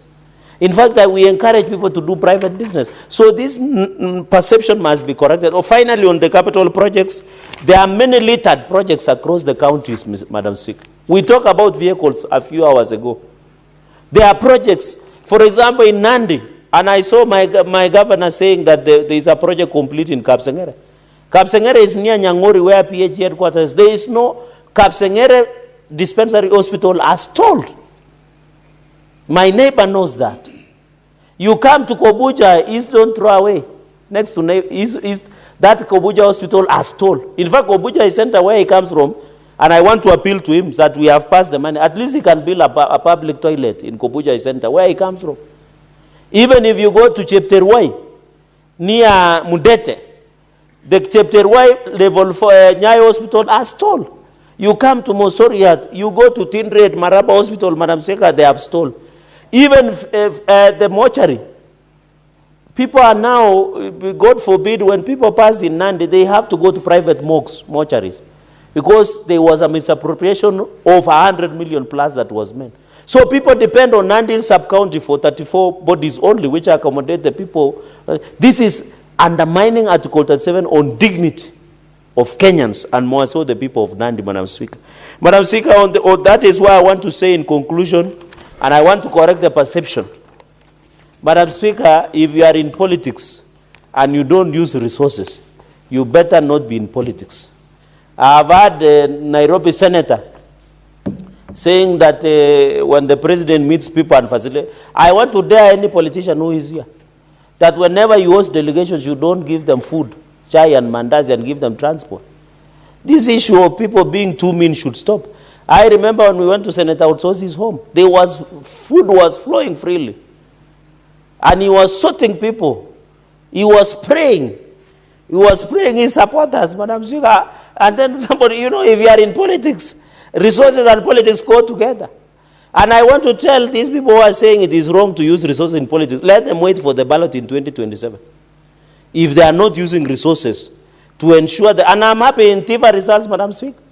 You have seen our party, UDA, is the most popular party in this country. And that is why we elected Wakwabi, Senator Wakwabi from Bungoma. Point of order, Wakwabubi. Wakwabi. It's Wakwabubi. Wakwakubi. As one of our... It's correctly, it is Wakwabubi. Senator Consolata, so that you will teach me privately. What's your point of order, Senator Ledama? Madam Speaker, this is a house of record, and it's important for all of us to be factual. I'm a member of ODM, and my good friend is a member of UDA. I've seen the TIFA report. Yes. But unless my good friend is willing to table it here, he should withdraw what he just said.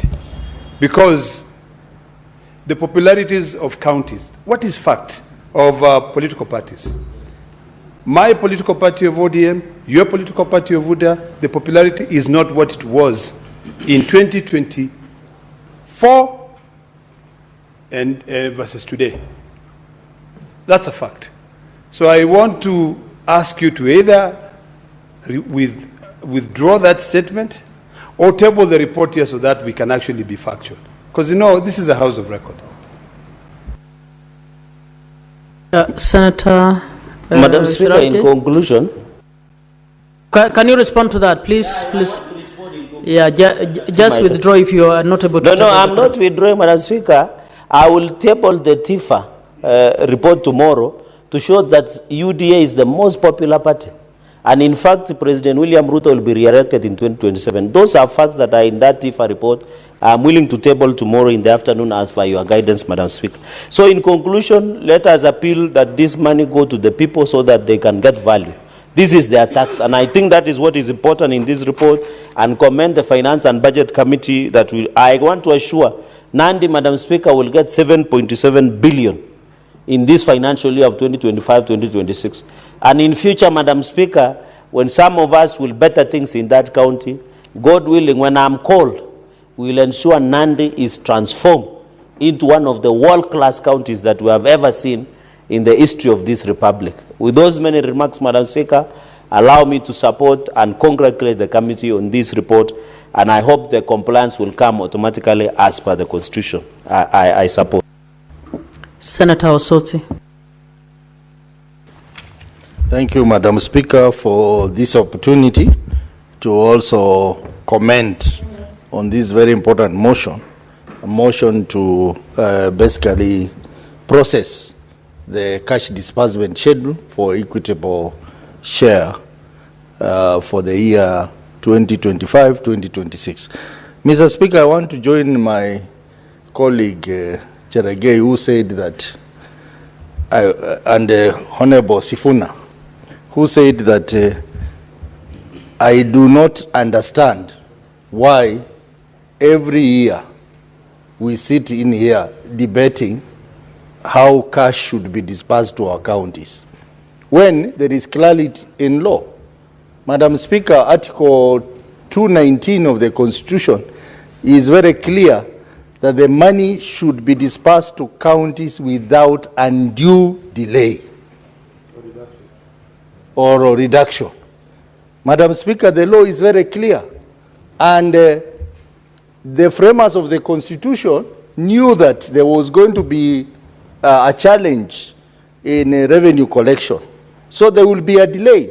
But they insisted, they qualified that and said undue delay, meaning unreasonable delay, Madam Speaker. But what are we seeing, Madam Speaker? We are seeing a situation where counties run even 4-5 months without money from the National Treasury. And the PFM, Madam Speaker, is also very clear. It has actually improved on what the Constitution says by saying that money should be disbursed to the counties on the 15th day of the month. Madam Speaker, as a Senate, we come here every year, we perform this ritual. When it comes to equitable share, we perform this ritual called disbursement schedule. When it comes to additional allocation, even money coming from donors, we come here past the schedule.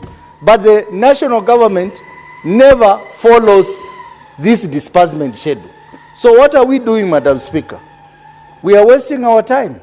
We are wasting our energy in doing this ritual every year. I think by now we ought to come up with a solution to this problem. Because I can tell you, my few years in this Senate, I have realized that actually the problem of devolution starts here. The problem of devolution starts with delayed disbursement of funds to our counties. Because the delayed disbursement, Madam Speaker, is what breeds corruption in our counties. Especially if Treasury now releases, like last financial year, they released money to the counties a day before the end of the financial year. So you find that in counties, people are seated there, their work is just to see who to pay, how to maneuver the payment system, and get some people paid, and how even to do corruption, Madam Speaker. So the problems of devolution starts with this problem of delayed disbursement of funds. Madam Speaker, even issues like absorption in county projects, the problem starts here, Madam Speaker. The issues of planning of projects in counties, the problem starts here. Madam Speaker, even issues of performance in the counties starts here. Because how do you expect to have a performing workforce in counties when people are not being paid in time, Madam Speaker? Even the morale of the staff goes down. That's why you go to counties and you find that staff are not even working. They don't go to work. And when there is no money in the county, even the governors don't sit in their offices, Madam Speaker. because contractors are on their neck, employees have not been paid, so they leave the office. Senior officials of the counties don't even sit in offices, Madam Speaker, and that overall affects the performance in the counties. So the problems of devolution, Madam Speaker, if you ask me, and Madam Speaker, you are a Vice Chair of Committee of Devolution. Madam Speaker, I would like you to listen to me and my good friend Senator Sigei is interrupting you. I am saying, Madam Speaker, you are the Vice Chair of Devolution Committee.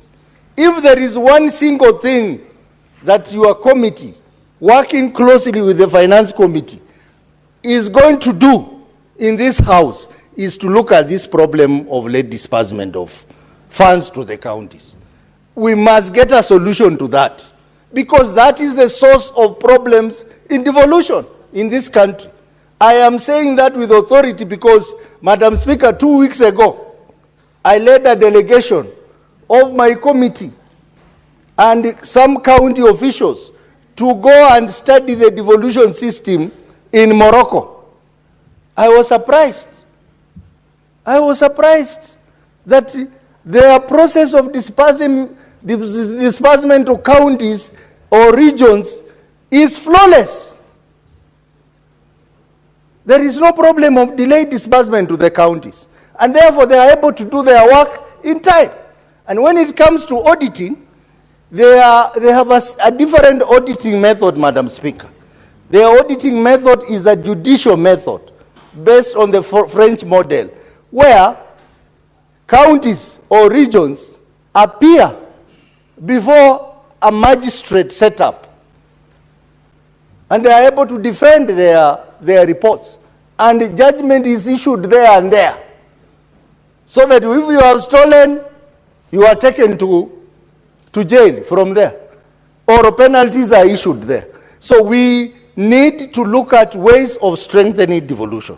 And our role under Article 96 of the Constitution is to protect devolution. I want to say that if indeed this House exists to protect devolution, I think we must deal with this problem of late disbursement of funds. Suggestions have been made in the past, Madam Speaker.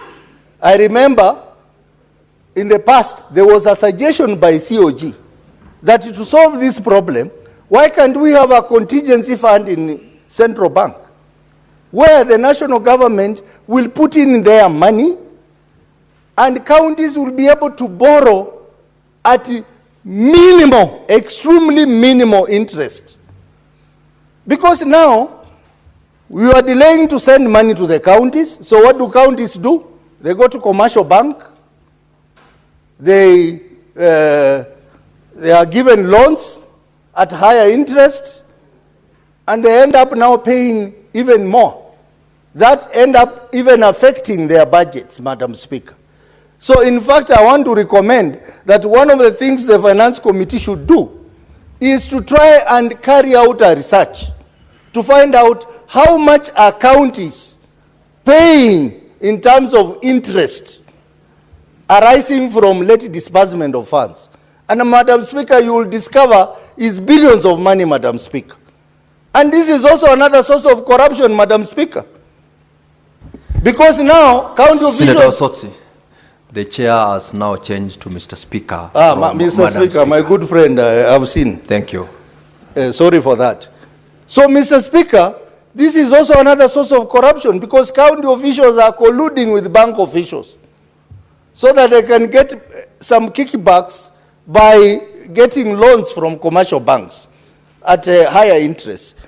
So a solution needs to be found so that we can get to the bottom of this matter, because as I said earlier, this is the real source of cancer affecting devolution in this country. Madam Speaker, Mr. Speaker, sorry. Mr. Speaker, we have this problem of delayed disbursement in our counties. But we don't have the similar problem in national government. You will never hear that salaries in national government have been delayed. They are always paid on time, Mr. Speaker. But our counties, people are running several months without pay. They are running several months without pay. And these same people are the ones entrusted to collect ONSO's revenue. So what are they going to do? They will simply collect the ONSO's revenue and pay themselves, waiting for the salary to come. And that's why we're having a problem with ONSO's revenue management in our counties, Mr. Speaker. So, Mr. Speaker, we want to ask the Treasury, if this House of Parliament can pass a disbursement schedule, and you take it, you put it aside like a piece of paper, some junior officer there who manages exchequer is more powerful than this House, that we can pass such an important motion and then nothing happens. I know recently, Mr. Speaker, we passed a disbursement schedule on additional allocation, which contained 80% were donor funds. As we speak now, that money has not been disbursed to counties. And yet it's donor money. So what happens there, Mr. Speaker? That even donor money that has already been remitted to national government is never disbursed to the counties. It is delayed because that money is put in other things, Mr. Speaker. It's put in other things, and our counties are suffering. And that's why, Mr. Speaker, I want to agree with Senator Wambua proposal that we don't need national treasury. We need treasury, Kenyan treasury, that is going to serve both the national government and the county government. We need a full department in treasury that is going to deal with the county governments, and not what is there now, Mr. Speaker. Because the national treasury is working at the whims of the executive, the national government, and they don't care about county governments. Something has to be done, and maybe we need a law to be brought to this House to be very clear on how the national treasury is going to be organized, so that the treasury is not going to serve the interest of national executive. It is going to serve the interest of two levels of government. Mr. Speaker, I also wanted to demonstrate the effect, the spiral effect of late disbursement of funds. What happens? We are going to pass this disbursement schedule. They will sit on it for the next 1 month, and then they will disburse money for July. And then after that, that money now, counties accessing it, they have now to come to COB. COB now will take another 1 month. And then now when it goes to the counties, of course there is other delays there. The county assembly will even suffer more, because now the county assembly has to get their money through the county executive. And that's why we are saying that law that we passed in this House, the financial autonomy of county assembly, must now be implemented immediately, because the president has already signed it into law. Why is it not being implemented, Mr. Speaker? We want to see a scenario where this late disbursement of funds does not continue affecting the oversight in our counties. Because these spiral delays, it is also affecting the level of quality of oversight in our counties, because the MCAs don't get their money in time. MCAs are not paid in time, just like county officials. So, Mr. Speaker, I want to say that the committees of finance, the committees of devolution, I think they need to look at these bottlenecks in devolution very seriously. And my understanding is that all the problems of devolution starts here, including pending bills. Our good friend here, Senator Ledama, came up with a very good motion here on pending bills. We passed it, Mr. Speaker. Mr. Speaker, nothing has been done, Mr. Speaker. Nothing has been done. We gave recommendations to COB. We gave recommendations to the counties. They have ignored those recommendations, and the pending bills are piling in our counties. Mr. Speaker, why are we here for? If the things that we pass in this house are never implemented by relevant organization.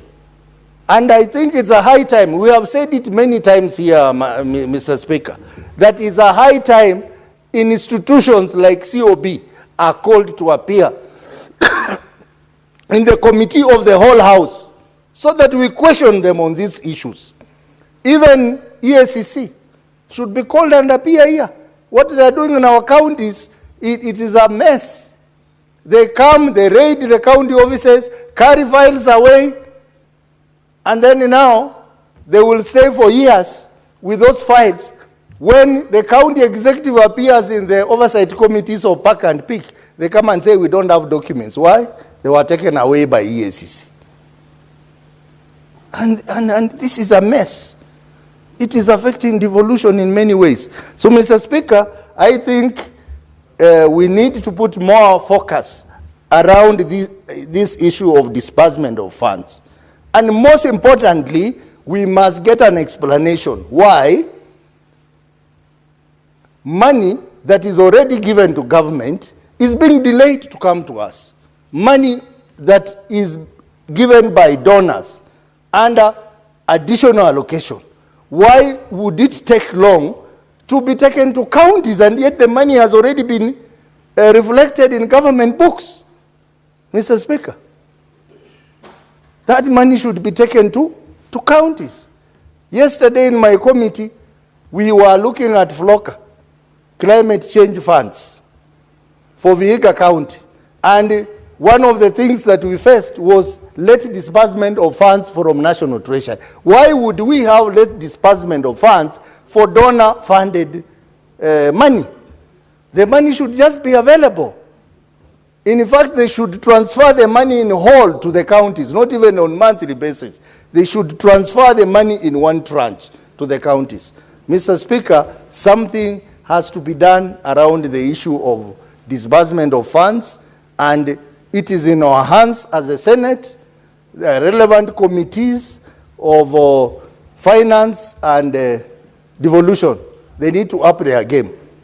And I believe that if they did something, then we will stop this crybaby kind of thing that we go through every year when we are passing this schedule, and become real protectors of devolution in this country. Mr. Speaker, for those many remarks, I support. I'll call upon Senator Okoiti Omtata.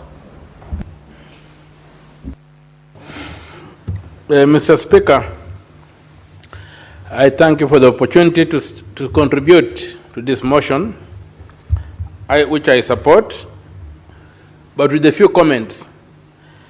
Among my comments, I will start off where my good brother, Senator Soti, was going to but stopped short. Mr. Speaker, we are dealing with a design problem that cannot be solved with a lot of English.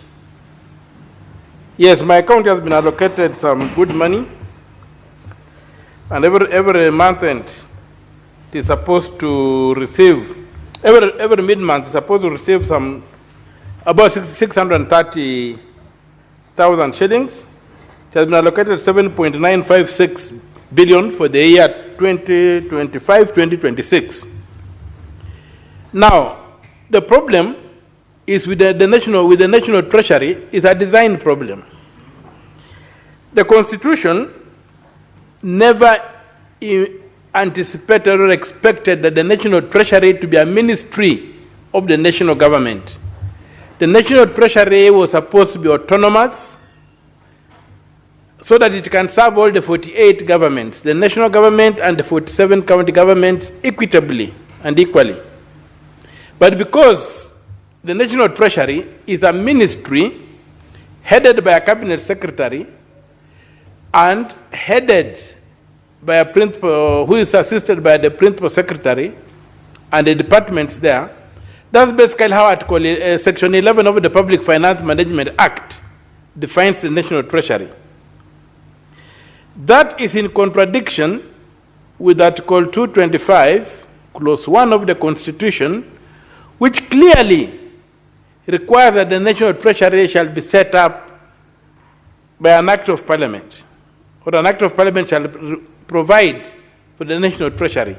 To underscore that, if you go to Article 152, 1D, it clearly says that we shall have not fewer than 14 cabinet secretaries and not more than 22 cabinet secretaries. Not less than 14 and not more than 22.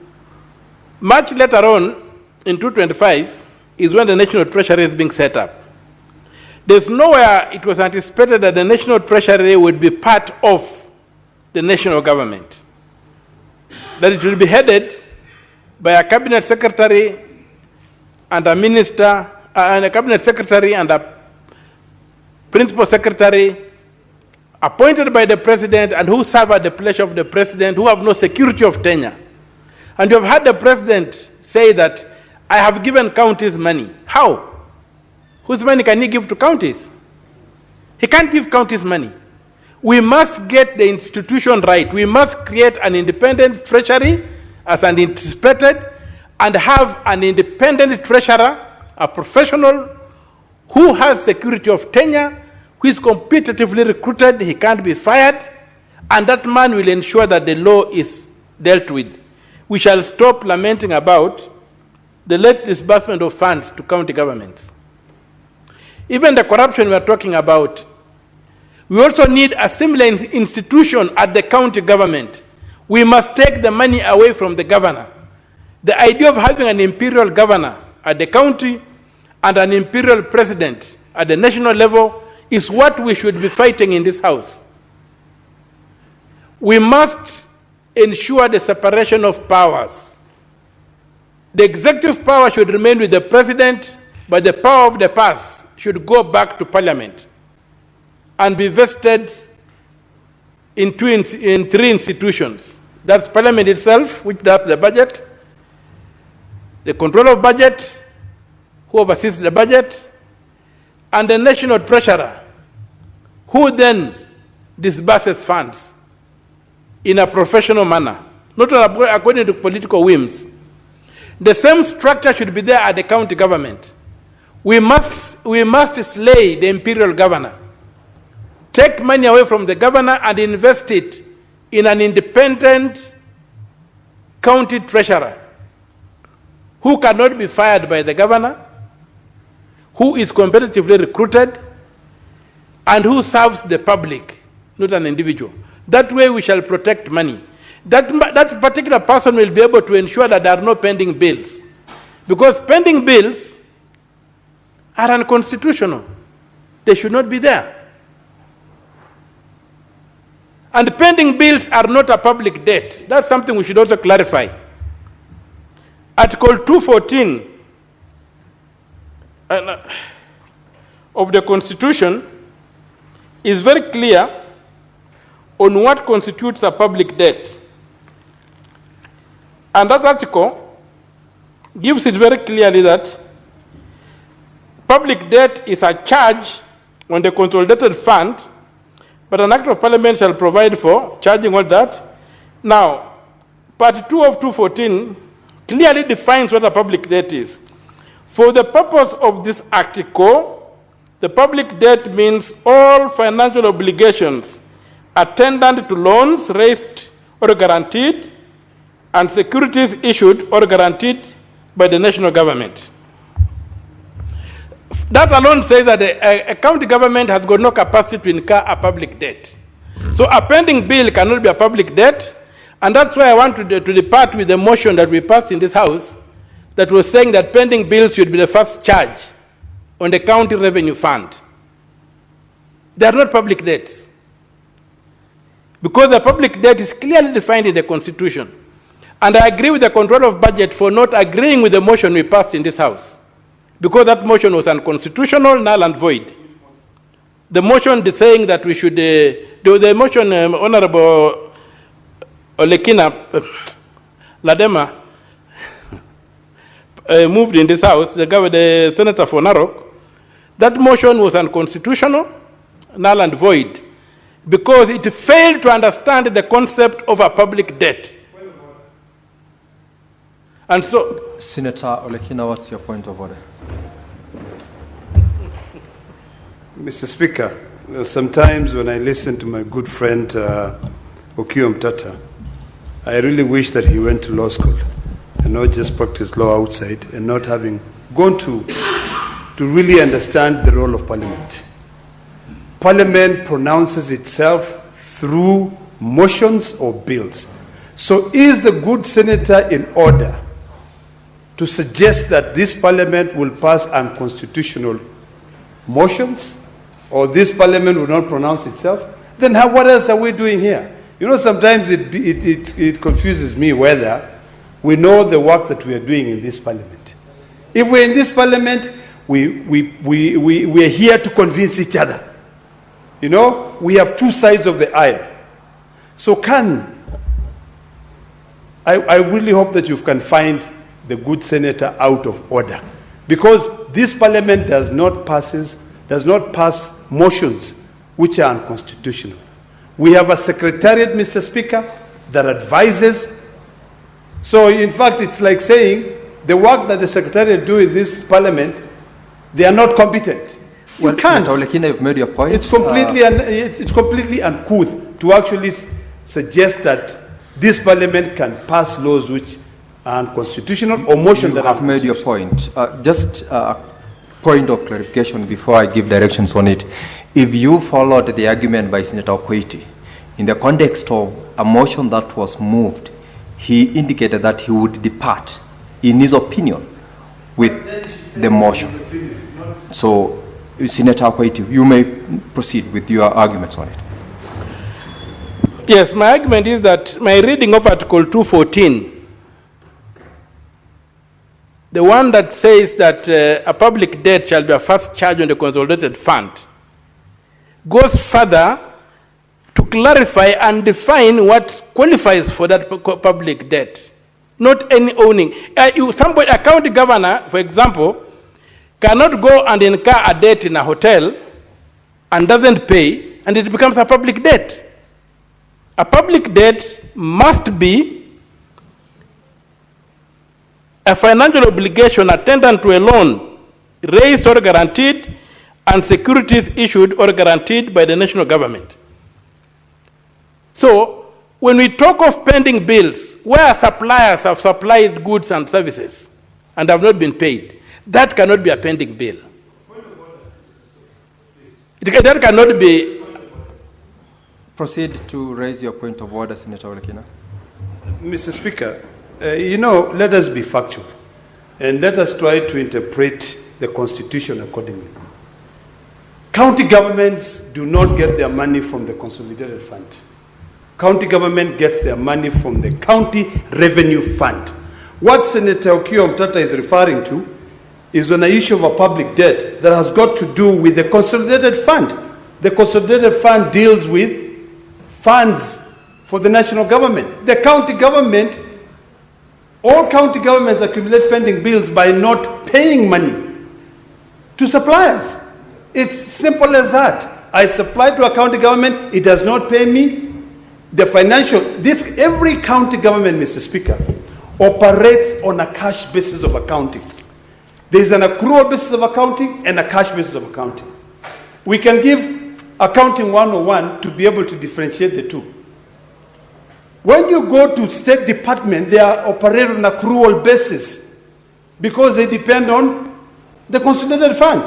County governments, every financial year, the money you have, you must spend of it, then what do you call it? It's a pending bill.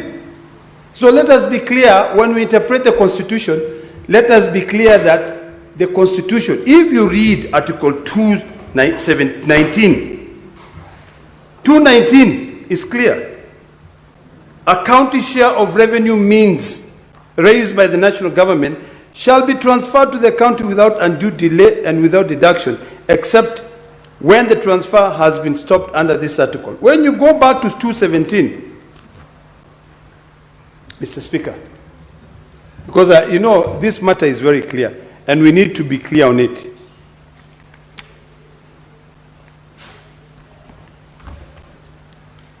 One second, Mr. Speaker. I just want to clarify something Senator here. Lekina, 207. I want to also notify you of the fact that, wait, the chair is speaking.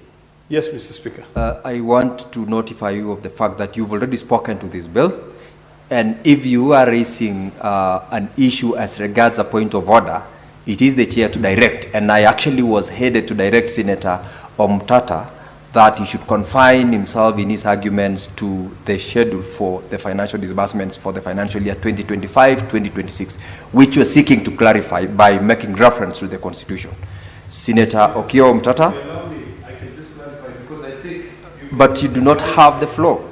You are raising a point of order. You have already spoken to the matter. I'm raising, if you allow me to clarify, please. 30 seconds. Please do so in under 30 seconds. Mr. Speaker, I am not speaking twice on this matter. I am clarifying a point of misleading.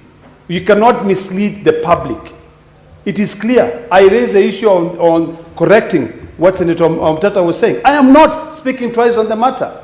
I cannot allow such things to go on record when it is clear that the county governments get their funds from the county revenue fund. It is under Article 207 of the Constitution. You've made your point, Senator Okiya Omtata. Confine yourselves to the arguments. Yes, I'll do so, but I think Article 206 defines what a consolidated fund is, and the county governments don't get their money from the county revenue fund. They use the county revenue fund to disperse their money.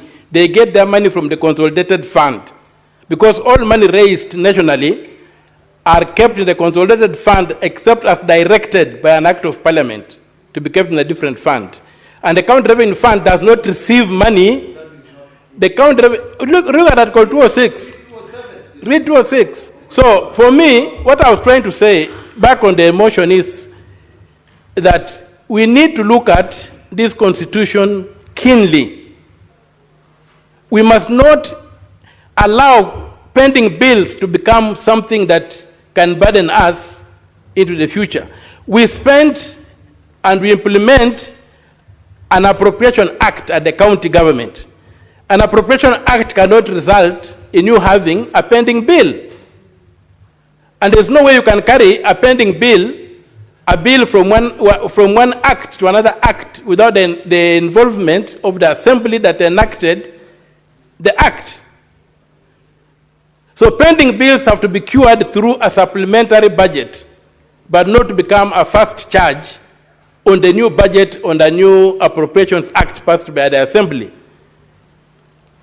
So we need to look at it, and I'm saying that one of the problems we're now having with finances in the counties, even when we disburse them, is that we have got a mechanism at the county government where the governor is an imperial animal controlling both the money and executive power. We must address that to be able to get rid of things like pending bills, to get rid of the misappropriation of funds, and invest the money in the counties in the professionals. Let us have an independent county treasurer controlling the public money in the county. And at the national level, we must take the treasury away from the executive. The treasury cannot be a ministry of the national government.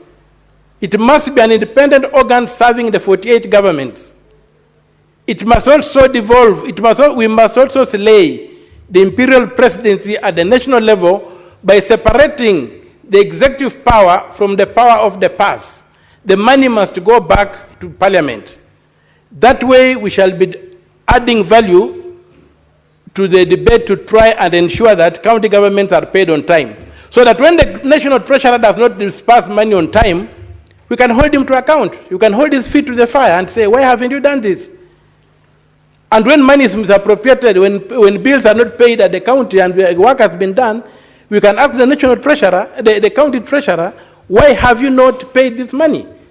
But when we invest money in politicians, we end up with all the problems we are having. The funds get mismanaged.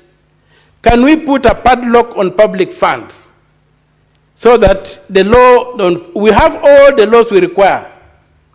We just have a wrong political culture. Can we get a culture whereby we give the institutions the power they're supposed to have, get the proper designs, amend, get rid of laws like Section 11 of the Public Finance Management Act, which make the Treasury basically a cash box for the president, because the president controls the minister and the PS. And so you depend on the president to have money delivered to counties. And none other than the president has said that they have ensured money has gone to the counties. A statement that should never come out of a human being's mouth. Because the law says how the money should be disbursed to counties. And so I really plead that we go that route. On the question of e-procurement, I'm a strong supporter of open governance. And digitalization of systems is one thing that will help us get proper open governance. So e-procurement should go down to counties, only that we must find a way of implementing it in such a way that it is not abused, the way e-citizen has been abused. But if we do it properly, e-procurement should enable us to get to a situation, to a position whereby we are able to see procurement going on, and as it has been rightly cited by Senator Cherargei, in e-procurement we will not be able to allow, because it is transparent and open, we will not be able to allow somebody to procure a bottle of Fanta or Coca-Cola for 1,000 shillings in the open market. So e-procurement is also something I speak to, and I support, and I plead that those opposing it should direct their energy to how do we make it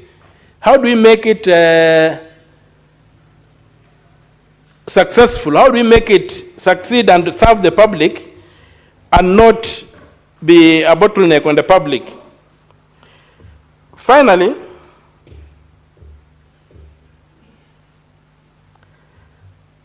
I would urge,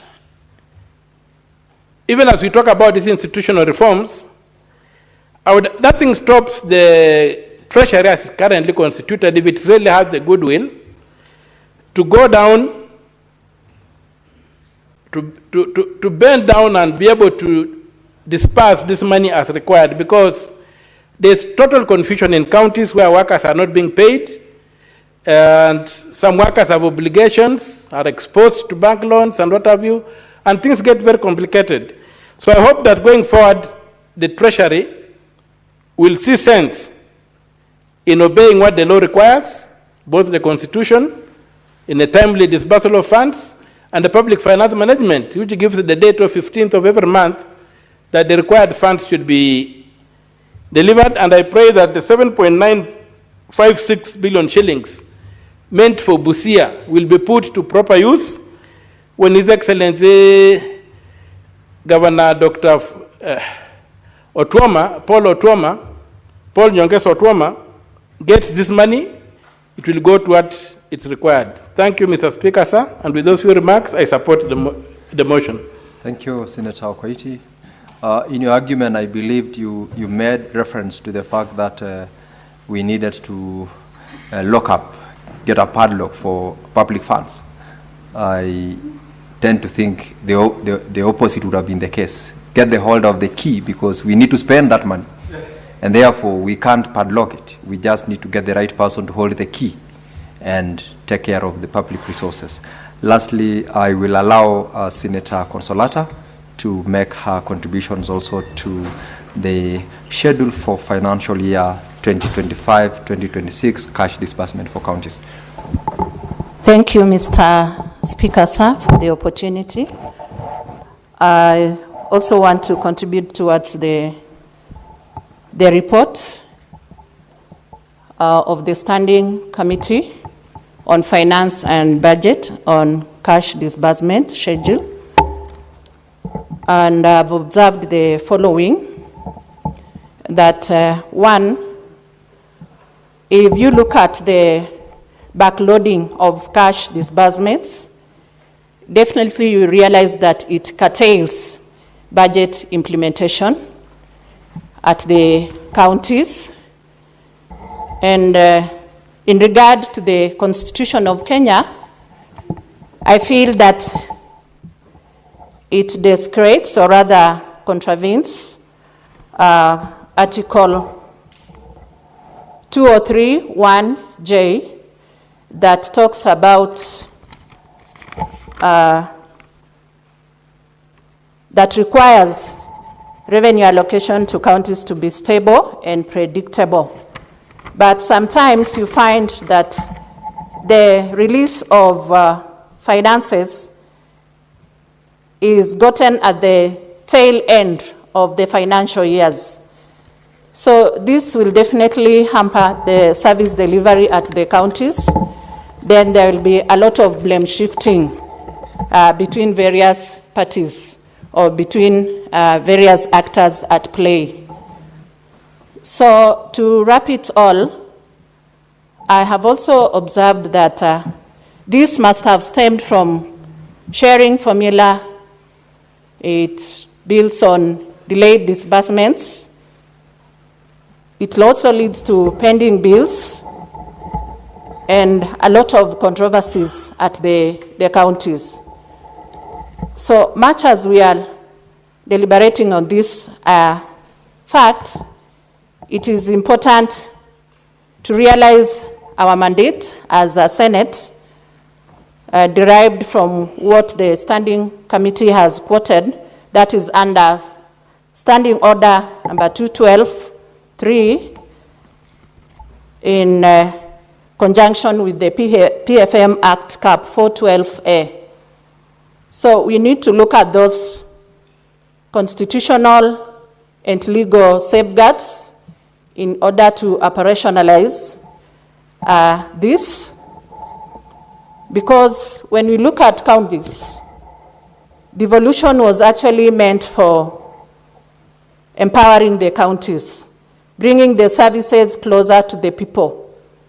So when you look at this hullabaloo of late disbursements at the counties, it tends to affect a lot of progress in regard to projects. We have county CIDPs that will always highlight what is to be done at various levels. Counties will always submit their budget policy papers, the fiscal strategy papers, I think, to the Senate. And it is important for us to scrutinize that and see what is done at what level.